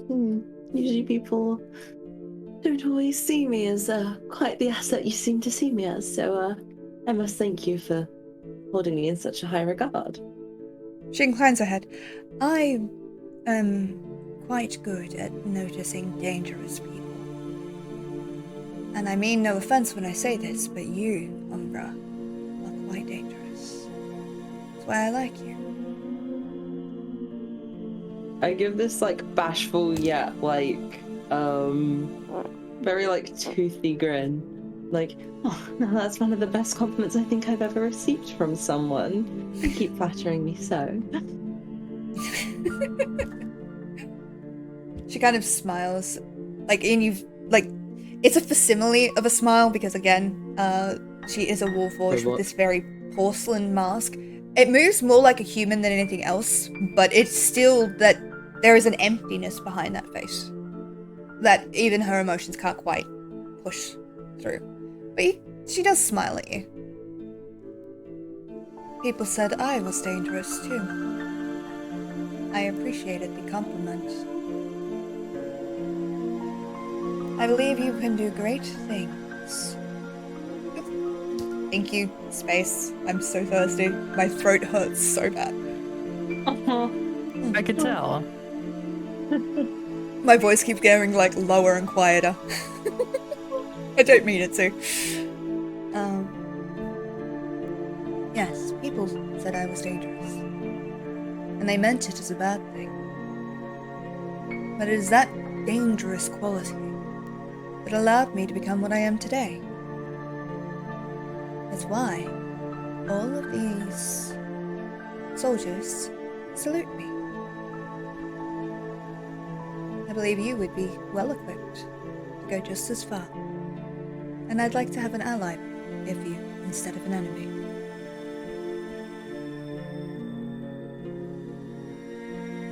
You need to make a decision now, however. She holds up a hand. This is purely business. But in the future, I hope we will find some common ground, I think.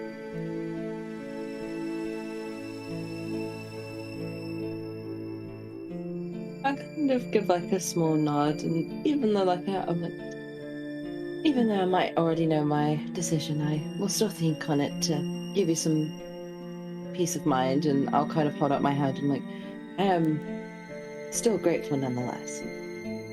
It's good to have a fellow ally, and I'll kind of like hold out my hand. She'll take it, and her grip is very, for what you imagine to be quite a dense, heavy machine, it's very delicate. And she, like, there is obvious care that she is taking in not constricting your hand. But it's not in the, like, fragile. I think I could break you. It's in a... I have broken somebody's hand before doing this, so I'm going to be very delicate. She's got these beautiful, like, lace, not quite lace, but like lace trimmed white gloves that go up to about like here on her, and like the fabric is quite smooth and cool to the touch. Nice.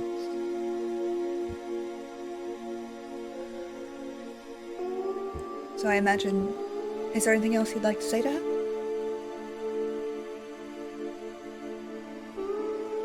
My brain's always like racking my brain, like, is there something I missed? Is there something I missed? I don't want to kick you out if if there's something you wanted to ask. Yeah, I don't think there's anything else, so I'll kind of like, well, I'll go and talk to my fellow companions and see what we can work out, and I'll let you know before evening rolls around.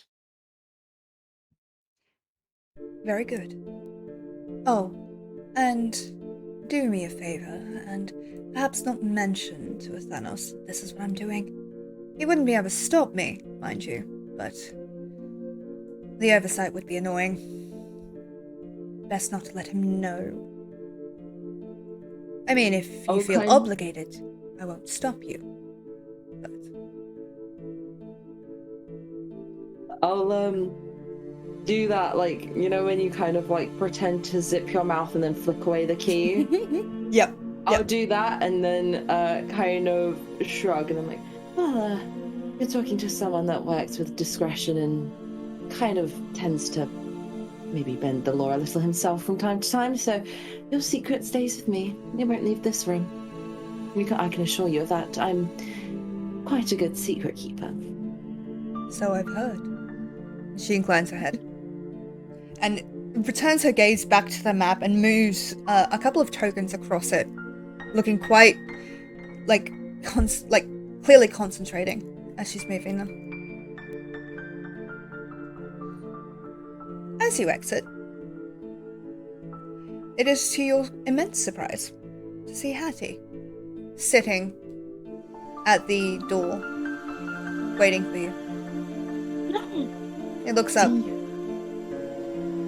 and there is a surprising amount of weight in that gaze. Can I like look down at Hattie and I'm just like, now I know they usually say you have quite good hearing. You can keep a secret too, right? I'm sure I'll make it worth your while if you do. There's a long moment before Hattie flicks an ear and then flicks it back and then turns away and flicks his tail at you.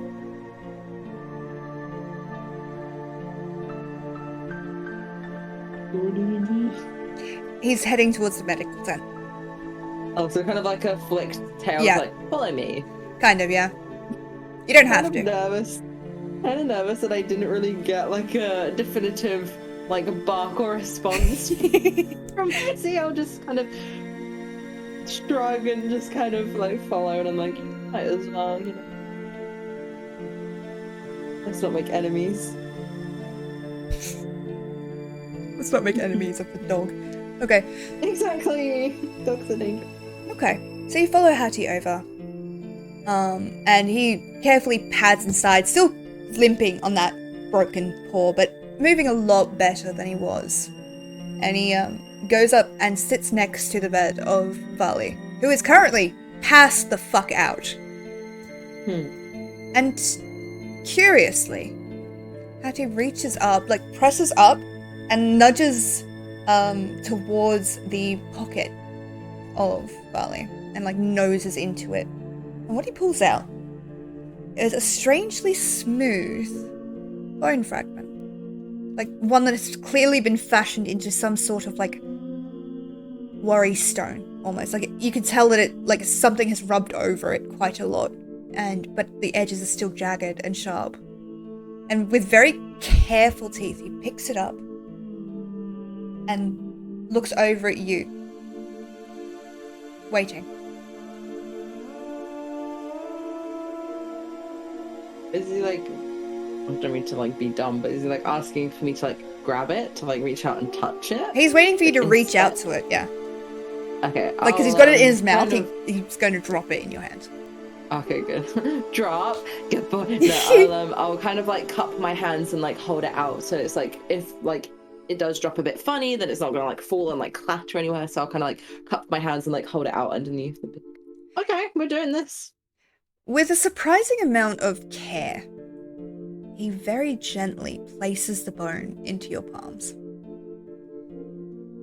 And it's at that moment that Vali speaks. Are you sure about that? There's a wolf from Hattie.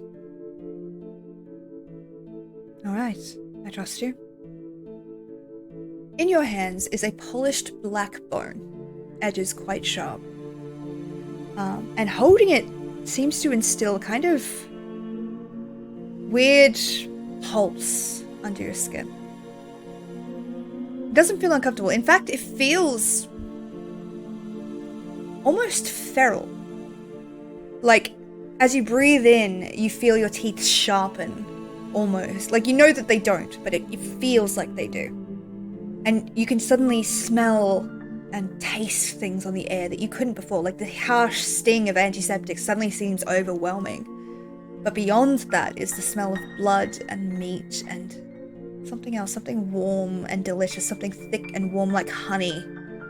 And you realize that as Alisaya passes, it is the smell of her wings as she makes her way past you.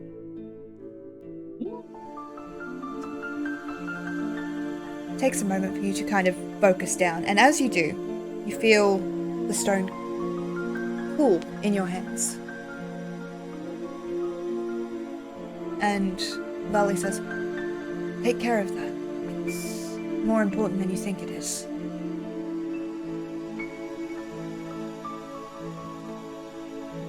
First of all, the off-the-cusp joke that I need to make, legit going from bunny boy to wolf boy pipeline. I am becoming one of the wolves. But I'll kind of like, you know when you kind of like roll like a smooth like stone or something, like you kind of like toss it in your hand a few times, not like up in the air, but you kind of like roll it around a bit. I'm kind of like rolling that to like get used to the weight of it, kind of feeling it out. And I'll kind of give it a nod and I'm like, yes, it definitely seems to hold some sort of power, I guess. I'll make sure to keep it safe. You can't let him have it, merchant. Promise me. He can never have this. I'll give like a nod and then I'll be like, don't worry,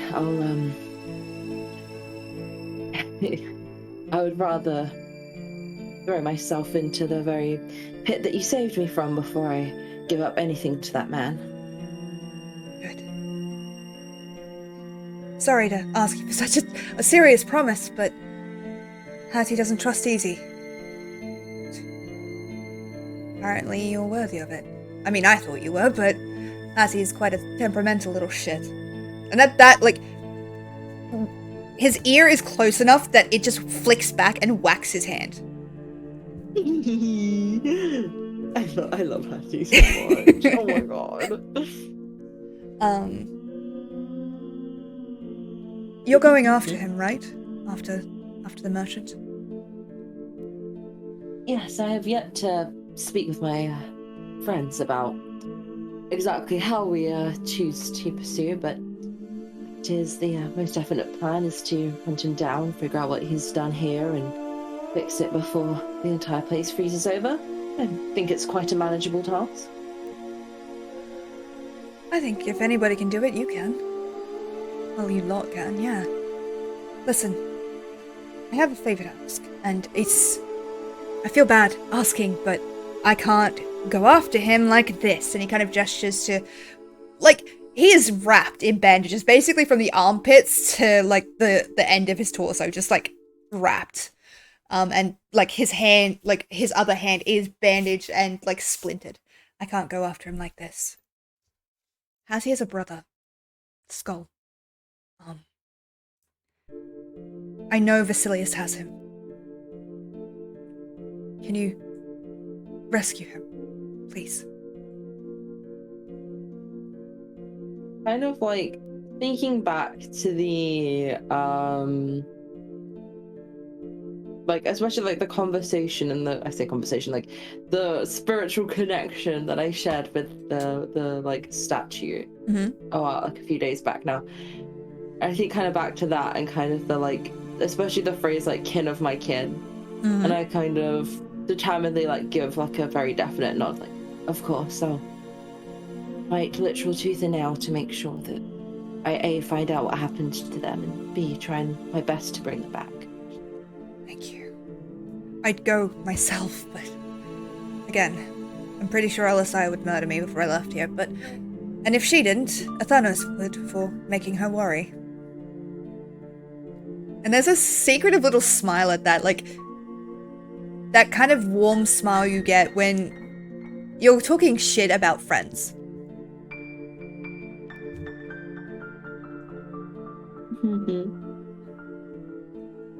I'm kind of like, Sorry. I'll give like a very like soft nod and say, well, do try and rest up. I mean, I'm sure as soon as you're able, you'll get put back to work, so try and enjoy the rest while you can. And I'll give like a slight wink. He kind of inclines his head. Also, and before you go, Hattie kind of steps forward, gaining your attention again. And you look down, and you see Vali just give this, like, such a fucking drama queen. And it takes you a moment, and then Hattie bumps you with his head. Oh my gosh. Friend? Kinship? Hello? I'm kind of like very momentarily kind of like stunned at the kind of, I guess, more like affectionate kind of like pouring from this dog. It's like, you know, you'll know that a little bump to like someone, like whether a cat or animal does, it means like there's like a degree of trust that has now been established, you know? So kind of taking a moment to kind of let that newfound camaraderie kind of like sink in. I'll give like a very kind of like genuine smile. I'll thank you very much. I'll be sure to find out, I promise. And I'll kind of I'll you know when you like instinctively go to like scratch, and I'll kind of like draw my hand back and I kind of like, no, we both know you're too proud for that. And then I'll kind of like pull back a bit more. Okay. I'm not gonna push it. Not gonna push it. Yeah. Possibly wise. Okay.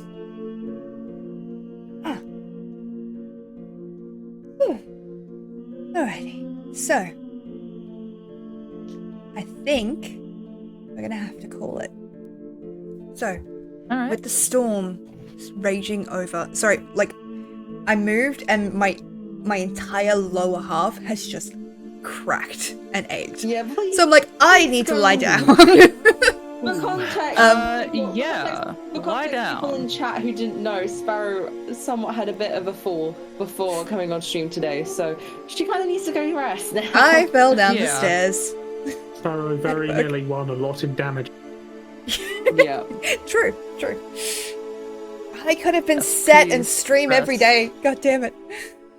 Alright, so with the storm rippling over Carrok Outpost, snow settling over the field for what is the first time in hundreds of years, and a great shadowy beast having escaped into the ether, your course seems set. Find this merchant, find what he took, and bring it back, before whatever it is can truly get free. And that, my lovelies, is where we will leave tonight's episode of Taeve's Tall Tales. I hope you enjoyed. Yo! Nobody died. Nobody died, and it was fucking close. I got close. None of us died. None of us died. None of us died, which is the important part. Yeah. Yes. Okay, let's Correct. see. Let's go see who is online in D&D. Thank you Thank the you guys. Thanks, Sparrow. Yeah, that was Thank you awesome. for being players. That Yeah, I was enjoyed it. so nervous the whole time. Not gonna lie. No. Oh god. Okay. But yeah, I think it was fun. You no. Oh yeah. Come on. I am a wreck at the best of times. Ooh. Nah. Ooh, we've got some other Aussies playing Ghosts of Saltmarsh. Looks like Nice. episode 1. So, let's go give them some love, shall we? I'm going to mute you. They've been live for 2 hours, so they should be a while. Yeah, okay. Go get some good rest. Thank you. Hello, Margot. Welcome in. But yeah, thank you guys so much for watching. Is there anything you guys would like to say before we go? Make sure if you're not following, make sure to follow Sparrow so then you can catch this again in the next fortnight. Yes. Woo! Yes. As you can see, Follow spam. oh, thank you. As you can see, each of these has their Twitch names. So, Princely Peach. Oh god, I can't read them because they're so tiny on my screen. Sweet Prince Sandage. That's it. Sanj. Yes. And Sweet Prince Sanj, sorry, even I can't read. And Space Confession. So do check them out because I can guarantee you that they're amazing people. And I'm not just saying that because I didn't manage to kill them today. I don't know what you're talking about. People keep thinking I'm a nice person. You are a nice person, even if you don't like being called a nice person. I don't know what you're talking about. Let's. Don't let Sparrow lie to you. I can and I will. I've just done that for, let's see, 4 hours now. I've told a story for 4 hours, so. Not Okay. lying. Alrighty. So I'm going to queue up the raid. And thank you guys so much for watching. I will be live tomorrow night with Final Fantasy. And with Taeve's Tall Tales, not next week, but the week after. Normally I do a lot more promoting, but I was sick. I had a cluster migraine and I was just dead. So, again, thank you so much for watching. Don't forget to drink water, eat food, take your meds, and do not lick the demon that you summoned to piss off your neighbors because, as we all know, consent is consexy, and I will see you all in the next one. Bye! See you later. Bye. Bye.